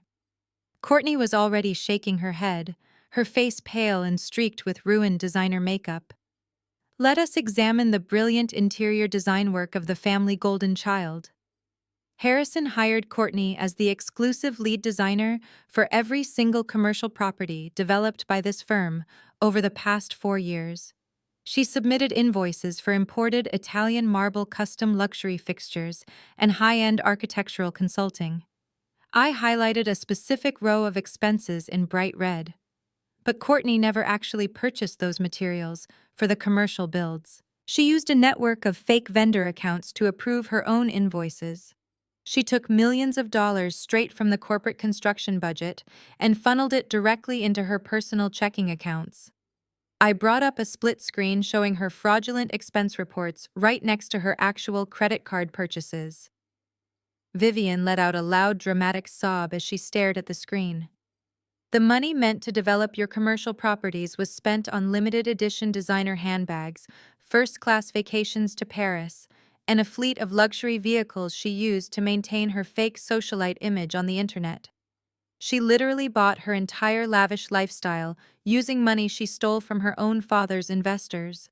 Courtney let out a loud, pathetic wail, covering her face with her hands as the undeniable proof of her relentless greed was broadcast for everyone to see. Harrison stared at the giant projector screen. His mouth opened and closed, but no sound came out. The absolute reality of his situation finally crushed him completely. The golden child he had favored his entire life had robbed him blind. The brilliant son-in-law he had paraded around the country club had used him as a criminal shield and destroyed his legacy. His entire business philosophy, his entire worldview was built on a foundation of absolute garbage. Harrison physically collapsed. His knees gave out, and he dropped heavily onto the carpeted floor beside his chair. The proud, arrogant patriarch was completely gone. In his place was a broken, weeping old man. He crawled forward on his hands and knees, completely abandoning his pride in front of his shareholders. He reached out and grabbed the edge of my designer suit jacket, pulling at the expensive fabric with desperate, shaking hands. "Jocelyn, please." Harrison sobbed, his tears soaking into his collar. His voice was a desperate, pathetic whine that echoed pathetically in the dark room. "You have the money. You are a billionaire. You can fix this entire mess. You can pay off the federal fines. You can inject capital and save the company. We are your family, Jocelyn. We share the exact same blood. You cannot just sit there and watch us lose everything we have ever built. I am your father. I am begging you to save us." I looked down at the pathetic man crying at my feet. I felt absolutely nothing for him. No pity, no anger, just a cold, sterile emptiness. I reached down and firmly detached his trembling fingers from the fabric of my suit jacket. I stood up tall and reached over to the console. I closed my laptop with a sharp, definitive snap, cutting the projector feed and plunging the front of the room back into shadows. "I did not acquire this company to save it," I said, my voice dropping to a lethal frozen whisper that echoed through the dead, silent boardroom. "I acquired it to personally sign the order to liquidate all its assets." The words hung in the chilling air of the boardroom. The sheer gravity of my statement paralyzed every executive sitting at the mahogany table. I turned my back on my weeping father and strode toward the frosted glass doors. Preston Caldwell followed closely behind me, flanked by his team of liquidators. We left the broken remains of my family entirely to their own miserable devices, but Elijah did not stay to comfort his hysterical wife or his sobbing father-in-law. The moment I exited the room, the arrogant lawyer sprinted toward the secondary emergency stairwell. He knew the financial guillotine had already dropped. He understood that my cyber intelligence unit had handed his encrypted offshore ledgers directly to the federal government. His only instinct was pure, desperate self-preservation.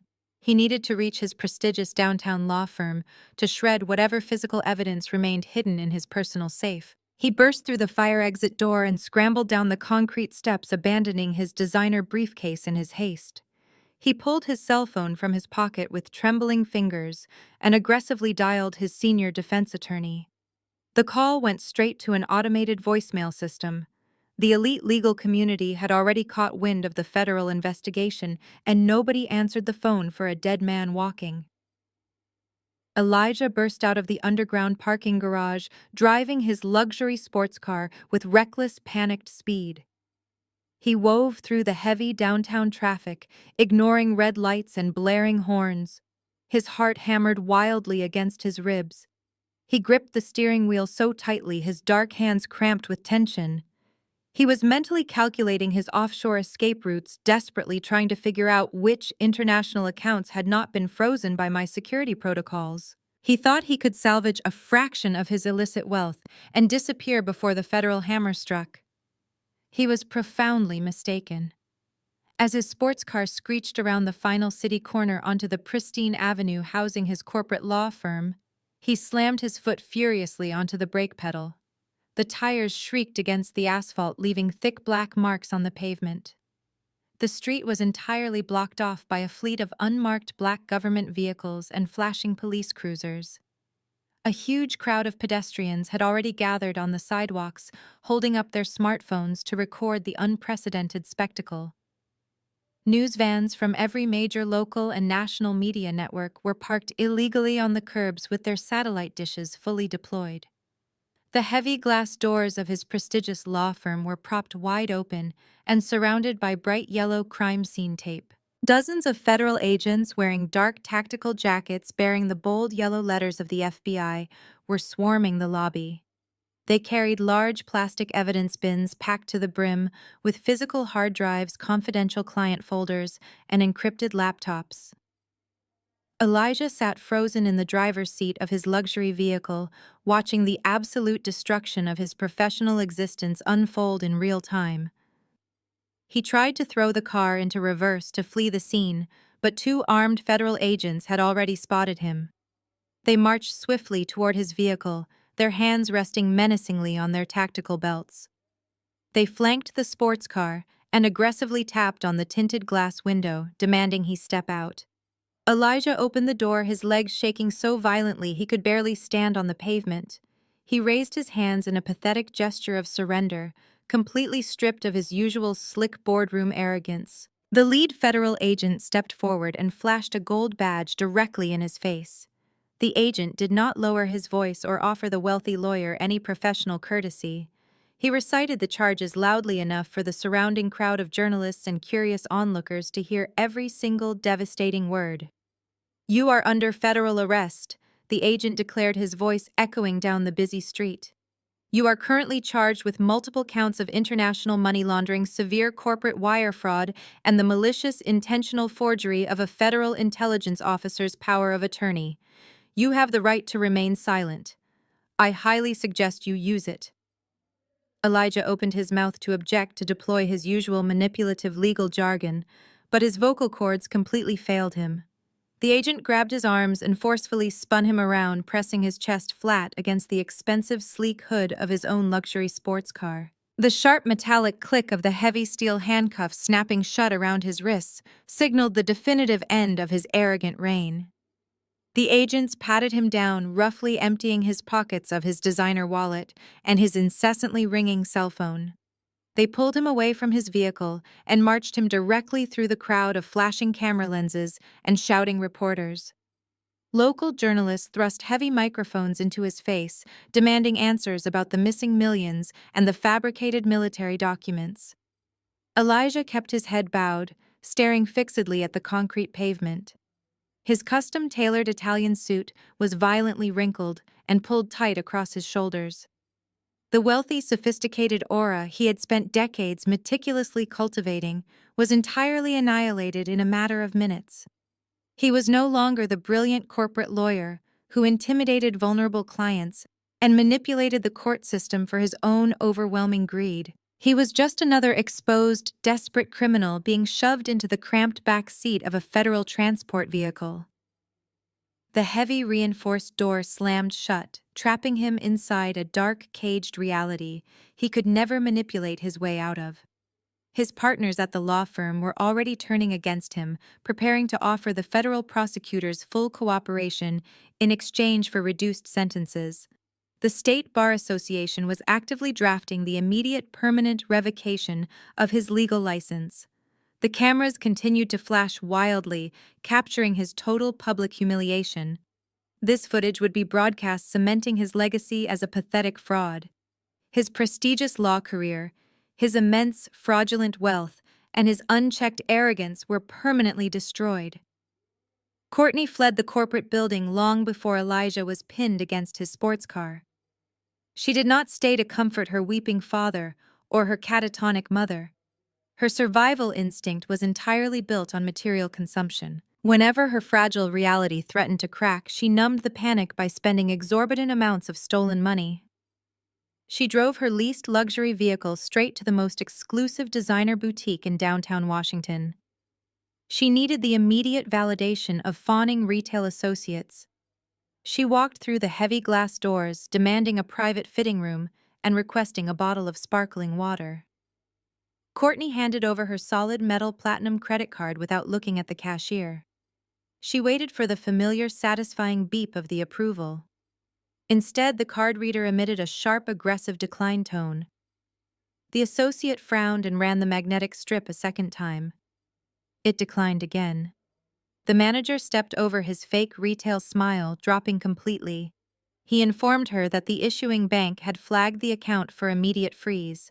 She dug into her designer purse and produced 3 different backup credit cards linked to her husband's offshore holding accounts. She slammed them onto the glass display counter, demanding they process the transaction manually.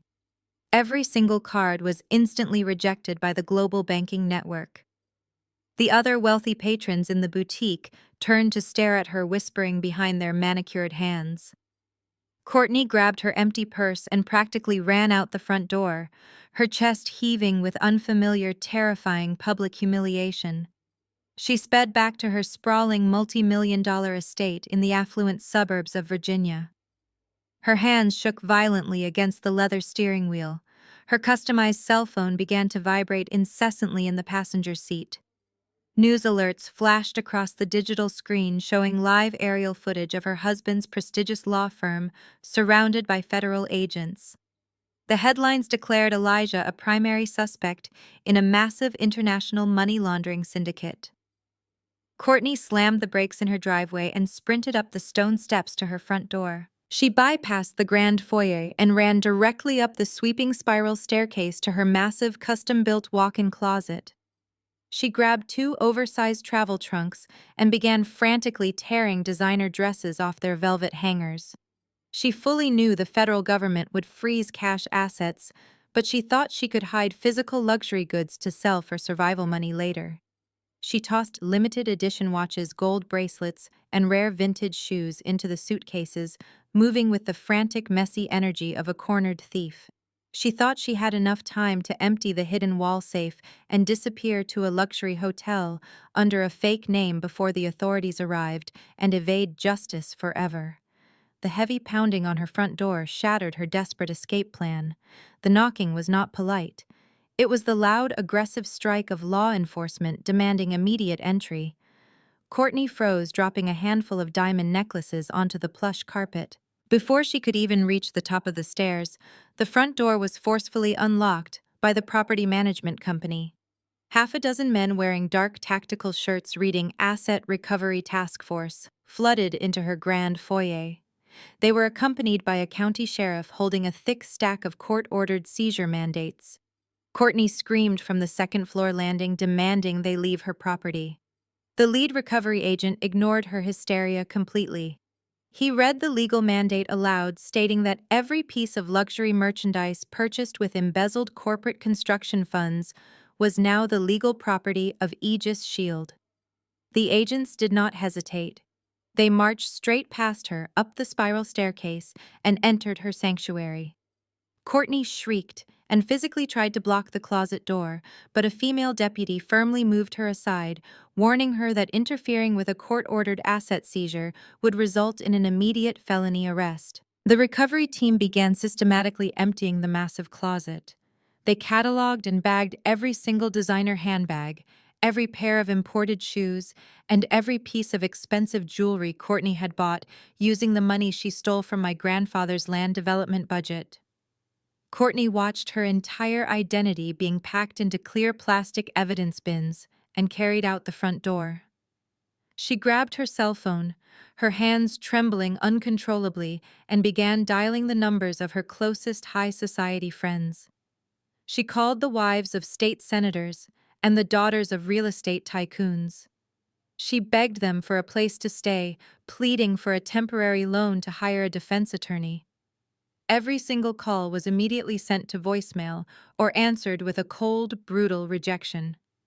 Her wealthy friends had already seen the viral news reports detailing the federal raid on Elijah's office and the absolute collapse of her father's company. In their elite circles, financial ruin and federal indictments were highly contagious diseases. They completely severed ties with her, treating her like an absolute pariah. The woman who had spent decades looking down on me for wearing military uniforms was now socially radioactive. The asset recovery agents loaded the last of her stolen treasures into a massive armored transport truck parked in her driveway. The sheriff handed Courtney a formal eviction notice, stating the house was officially foreclosed and she had exactly 24 hours to vacate the premises. Courtney stumbled out onto the manicured front lawn, her designer makeup completely ruined by heavy tears. She collapsed onto the green grass, screaming and thrashing her arms in a pathetic, violent tantrum. She wailed loudly at the top of her lungs, cursing my name and begging for someone to help her. Luxury sedans drove slowly past her house, the wealthy neighbors peering through their tinted windows to watch her spectacular downfall. Nobody stopped their cars. Nobody offered any comfort. They just stared at her pathetic breakdown and kept driving, leaving the spoiled golden child completely alone on the lawn with absolutely nothing left to her name. Harrison remained paralyzed on the floor of the boardroom long after I walked out. The minority shareholders did not offer him a single hand to stand up. Instead, they immediately surrounded him, demanding personal accountability for the massive fraudulent debts he had aggressively hidden from their portfolios. Preston Caldwell stepped forward and coldly informed Harrison that his tenure as chief executive officer was terminated effective immediately.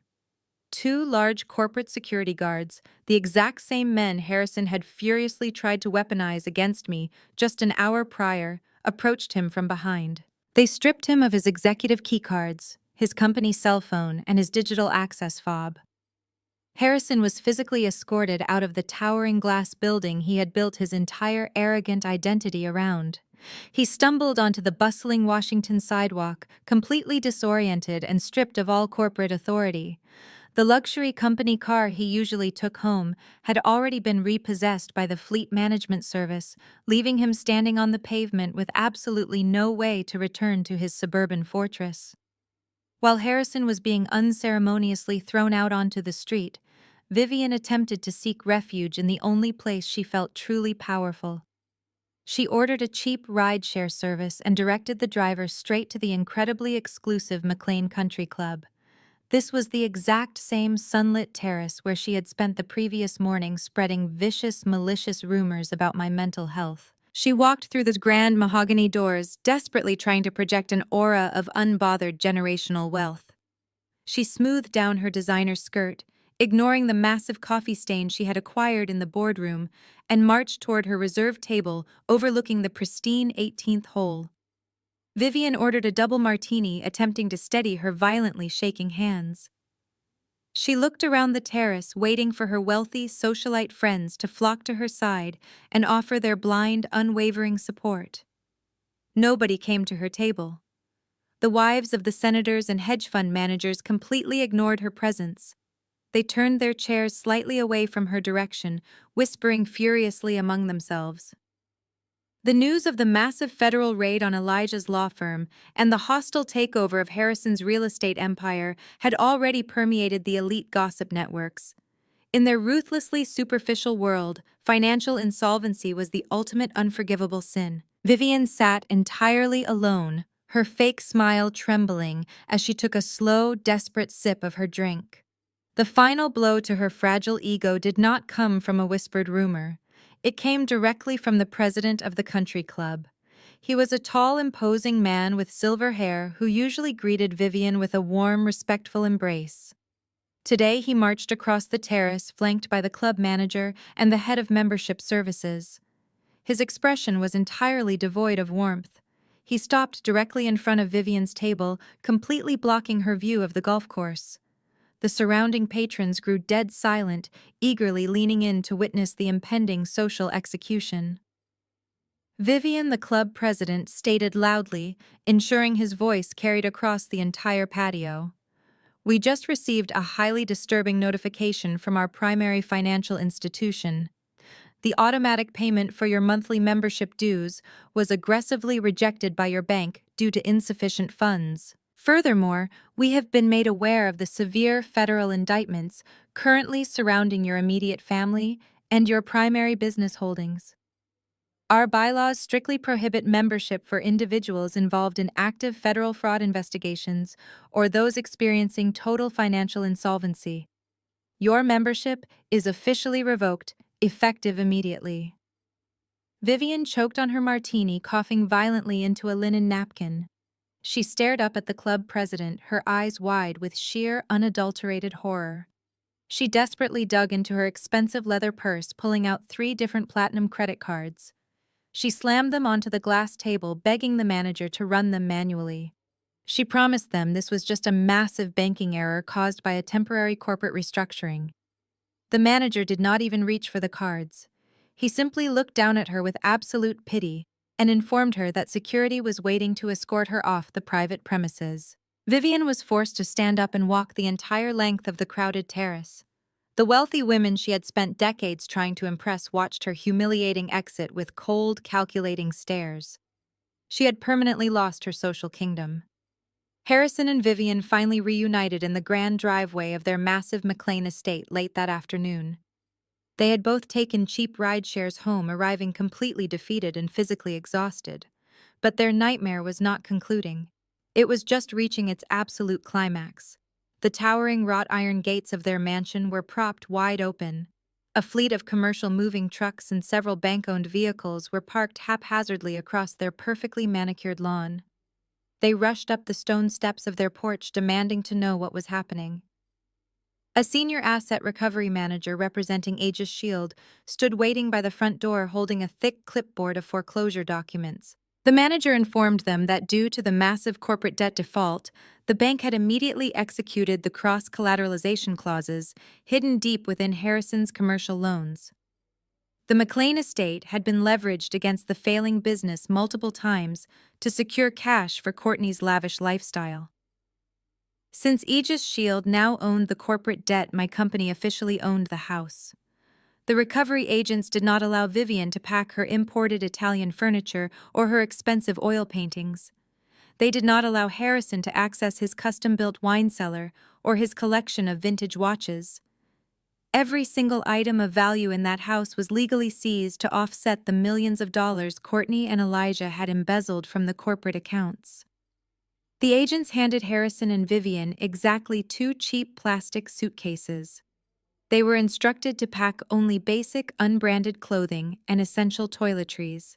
Vivian wept hysterically as she was forced to leave behind decades of accumulated luxury. Harrison simply stared at the floor, completely broken by the swiftness of his absolute ruin. An hour later, the heavy mahogany front doors slammed shut behind them, and the deadbolts were permanently changed. Harrison and Vivian stood on the edge of the public sidewalk right outside the boundaries of the estate they used to proudly command. The sun was beginning to set, casting long, cold shadows across the neighborhood. They each held a flimsy rolling suitcase packed with cheap generic sweaters and basic shoes. They had absolutely no cash, no active credit lines, and no wealthy friends willing to answer their desperate phone calls. The arrogant patriarch, who had ruthlessly disowned me for choosing a military career, and the superficial mother who had called me a pathetic failure, were now officially homeless. They stood on the concrete pavement, shivering in the cool evening air, watching the security team lock the heavy iron gates on their entire ruined existence. 72 hours after the asset recovery, agents locked the heavy iron gates of their McLean estate forever. Harrison and Vivian dragged their cheap plastic suitcases across the polished marble floor of my residential building.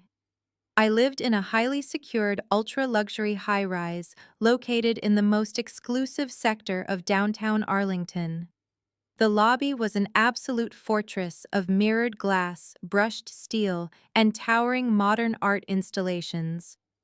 It was guarded by an elite private security team that catered exclusively to international diplomats and tech billionaires. My parents looked entirely out of place in this pristine environment. Their generic, unbranded clothing was heavily wrinkled, and their posture was completely shattered. They approached the imposing concierge desk with a forced, desperate humility they had never once displayed in their entire arrogant lives.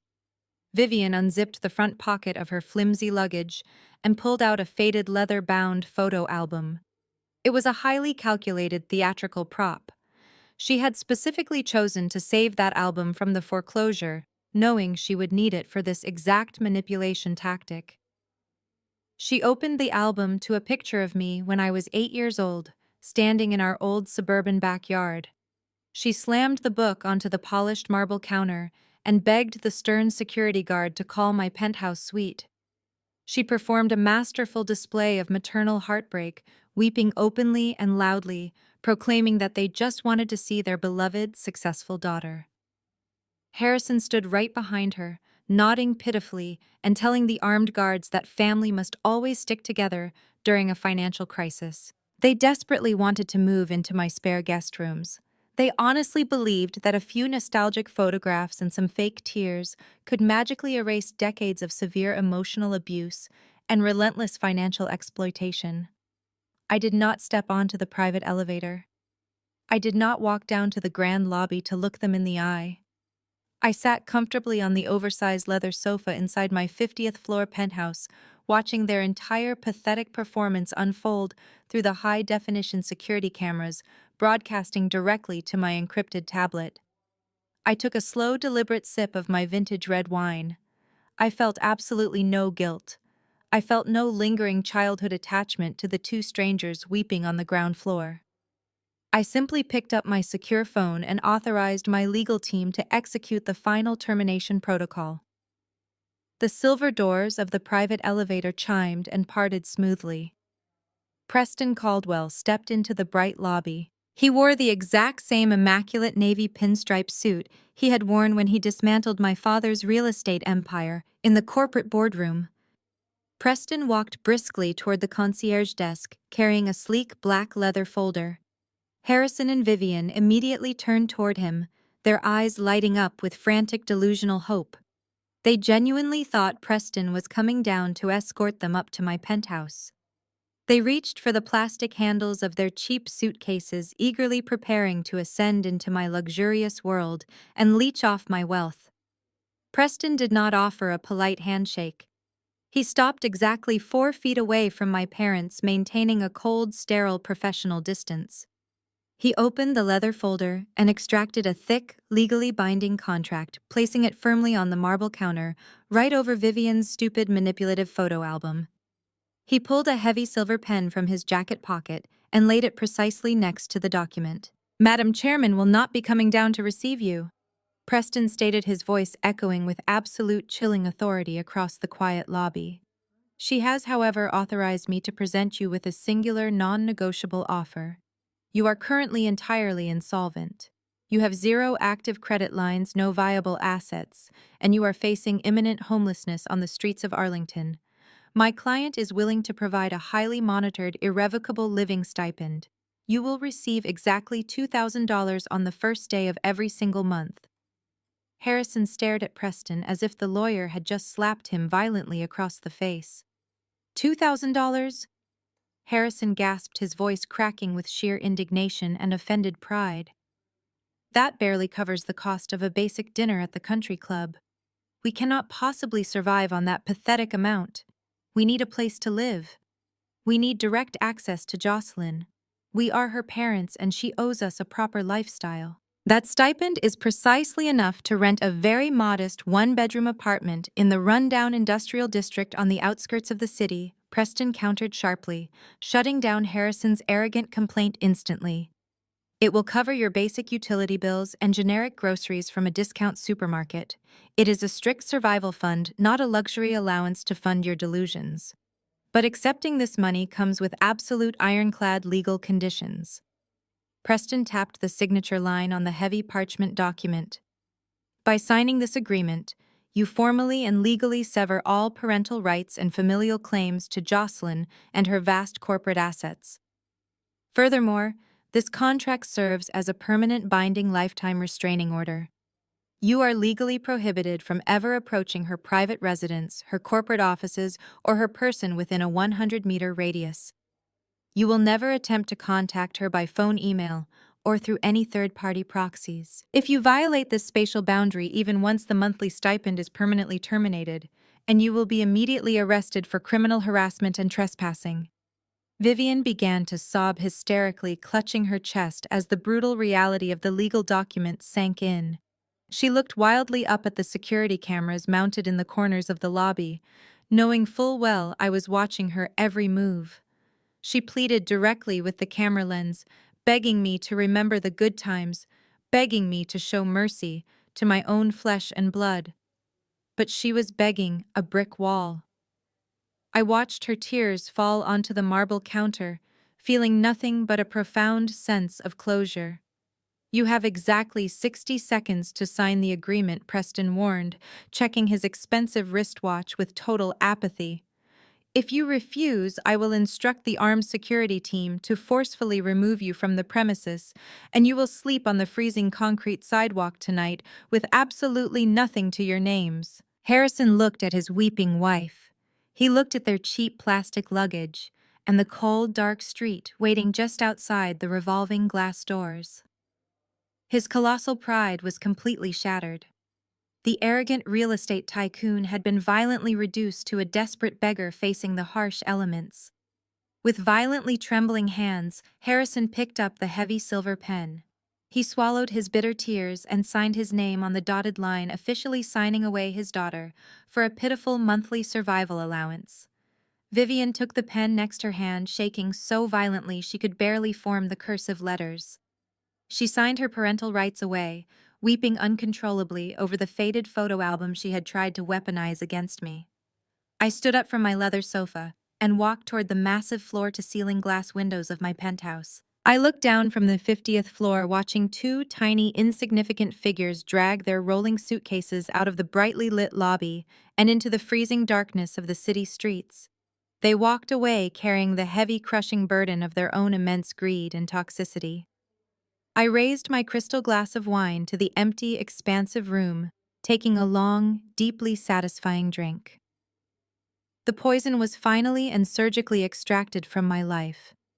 I had officially cut every single toxic blood tie, and I had never felt more completely, powerfully alive. Exactly 12 months had passed since I stood on the 50th floor of my penthouse and watched my parents walk into the freezing darkness. Aegis Shield had quadrupled its federal contracts during that time. I was no longer just a billionaire on paper. I was an untouchable titan in the global cybersecurity sector. But there was one final piece of unfinished business I needed to handle to completely close the darkest chapter of my life. I walked into the grand ballroom of the Arlington National Bank holding facility, wearing a sharp black trench coat and dark sunglasses. The room was packed with wealthy real estate scavengers and aggressive property flippers. They were all holding numbered bidding paddles, eagerly waiting to capitalize on the high-profile foreclosures of the year. The crown jewel of the morning auction was the massive McLean estate. It was the exact same sprawling suburban fortress where I had endured decades of psychological abuse. The auctioneer stepped up to the podium and announced the opening bid for my childhood home. Several aggressive developers immediately raised their paddles, sparking a rapid, fierce bidding war. The price quickly climbed past the market value, driven by the sheer prestige of the neighborhood. I did not join the frantic early rounds. I stood silently at the back of the room, waiting for the crowd to exhaust their capital. When the bidding finally slowed and a smug developer in a gray suit smirked, thinking he had secured the property, I slowly raised my paddle. I casually called out a cash bid that was a full $2 million over his final offer. The entire ballroom whipped around to stare at me in absolute stunned silence. The arrogant developer lowered his paddle, his face flushing with defeat. The auctioneer slammed his heavy wooden gavel down onto the podium, echoing the finality of the transaction. I walked straight to the administrative desk and signed the cashier check without a single hesitation. I had just purchased my own childhood prison. 2 hours later, I drove my armored luxury SUV through the towering wrought iron gates of the McLean estate. The property had been sitting completely vacant for an entire year.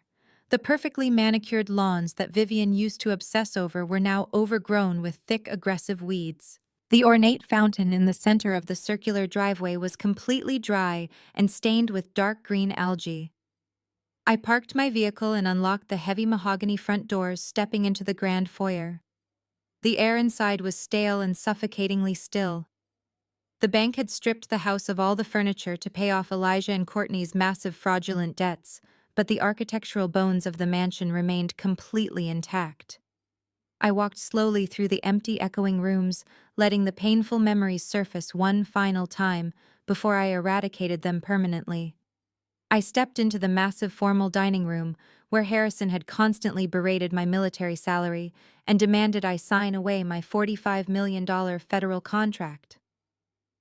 I walked up the sweeping spiral staircase, where Vivian used to pose for pathetic society magazines, trying to project an image of flawless, aristocratic wealth. But the most repulsive aspect of the house was not the memories. It was the physical architecture itself. Courtney had styled herself as a luxury interior designer, using the money she embezzled from my grandfather's development budget to completely renovate the estate. Her taste was an absolute vulgar display of unearned new money. She had plastered the walls with tacky imported Italian marble that violently clashed with cheap gold-plated trim. She had installed massive gaudy crystal chandeliers in rooms with low ceilings, making the spaces feel cramped and overwhelmingly pretentious. She had ripped out the original beautiful hardwood floors and replaced them with glossy, slippery white tiles that looked like they belonged in a cheap shopping mall. She had bolted fake European columns to the interior archways, desperately trying to manufacture a sense of royal heritage that our family completely lacked.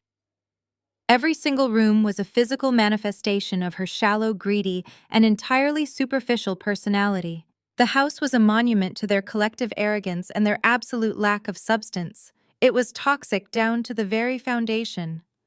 I did not buy this massive estate to live in it.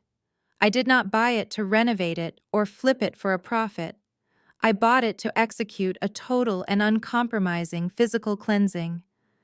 I walked back out the front doors and stood on the overgrown lawn, breathing in the cool morning air.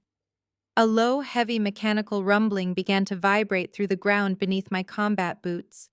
A convoy of massive yellow industrial excavators and heavy-duty bulldozers rolled through the iron gates. I had hired the most aggressive demolition crew in the state of Virginia, paying them triple their usual daily rate to expedite the process.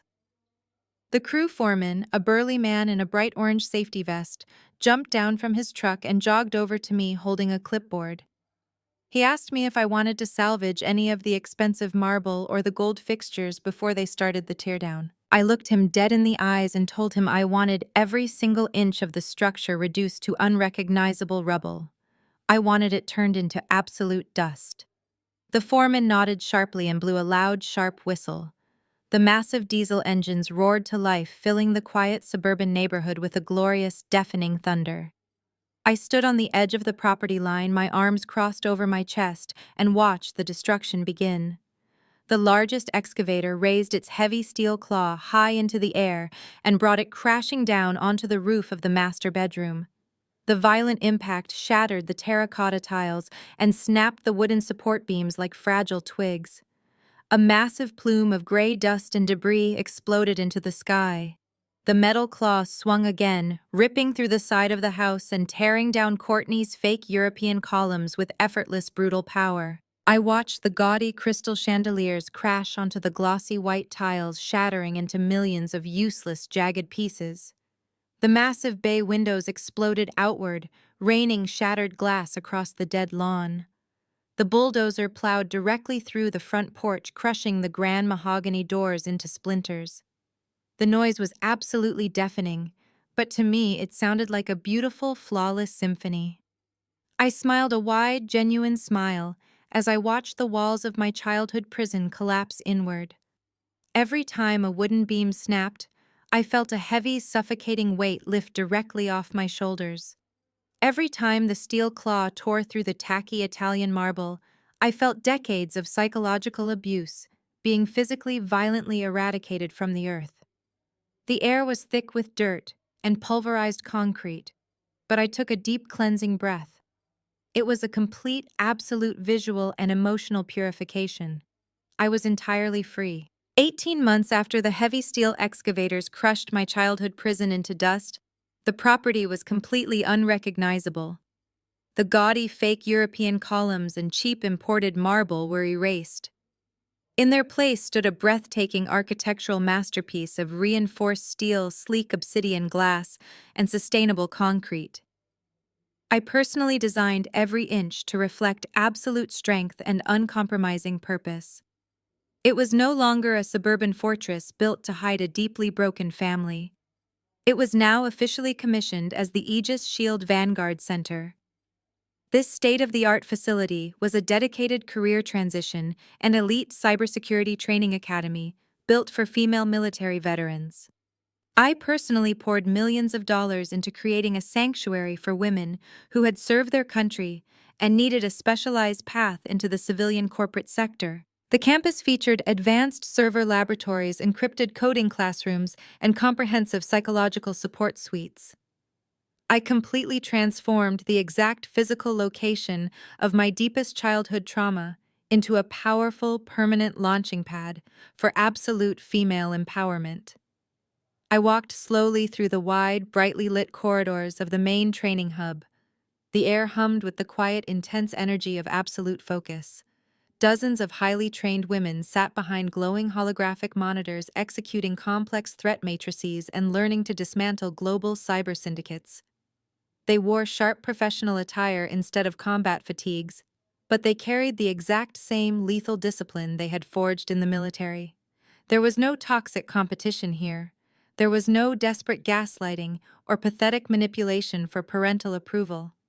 These women did not demand unearned handouts, and they did not steal from each other to fund superficial lifestyles. They operated with ruthless efficiency and unbreakable mutual respect. As I moved through the facility, several women looked up from their workstations and offered me sharp, respectful nods. They respected me because I had stood in the exact same trenches they had, and I built this entire empire to ensure they would never be left behind. This was my true bloodline. This was the family I meticulously chosen and actively built.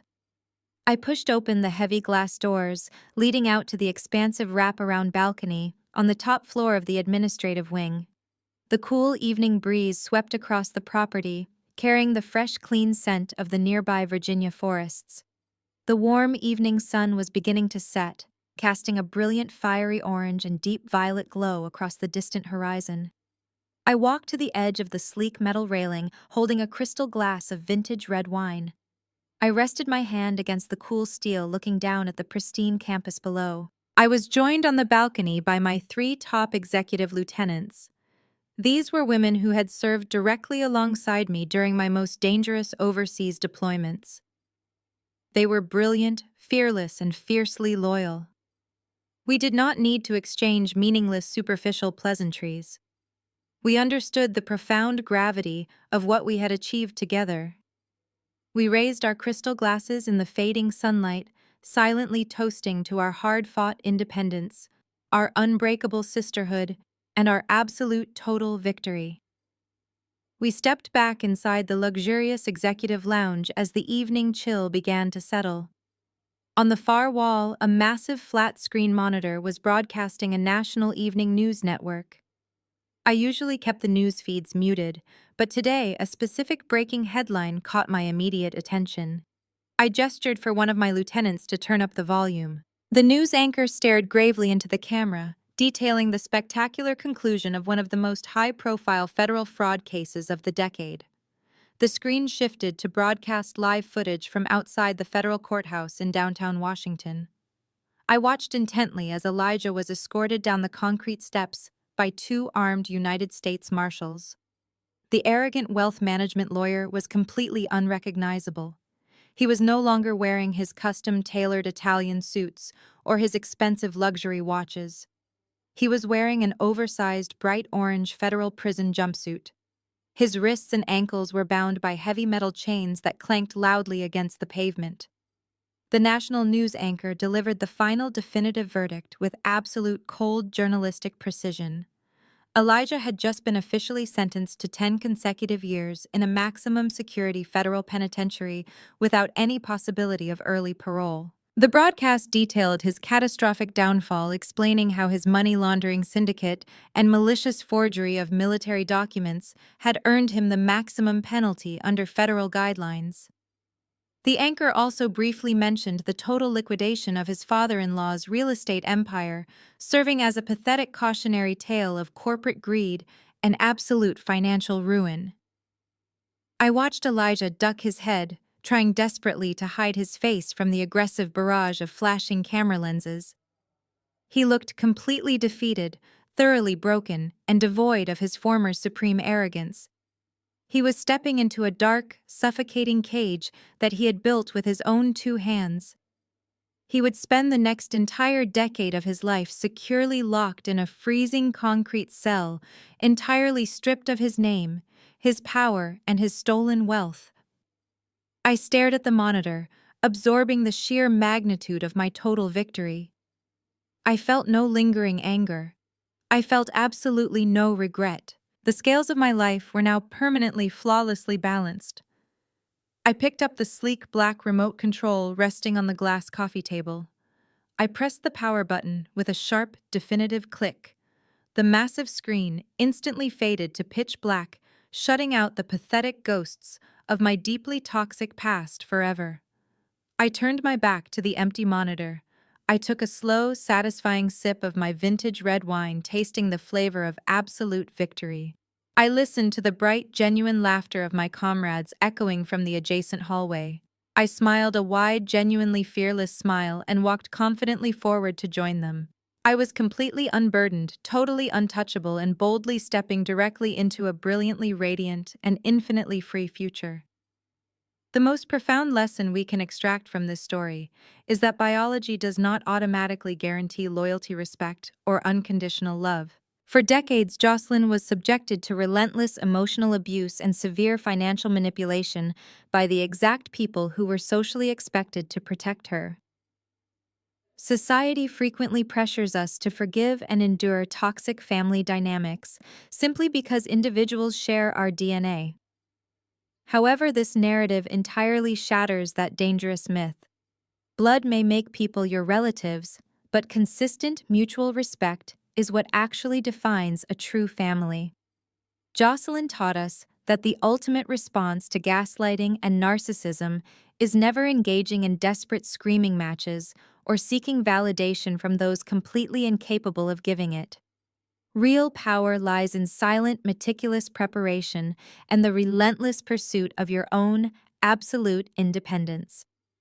While her toxic relatives wasted their entire lives curating fake socialite images and plotting deceitful schemes, she focused on acquiring undeniable skills and building a legitimate, untouchable empire. When the pivotal moment arrived to defend herself, she did not need to beg for her humanity to be recognized. She simply presented cold, hard facts and established permanent, ironclad boundaries. Furthermore, true healing does not always require reconciliation. Sometimes the healthiest and most empowering choice is total, unapologetic severance. By bulldozing the physical monument of her childhood trauma and replacing it with a powerful sanctuary for female veterans, Jocelyn proved that we hold the ultimate authority to rewrite our own legacy.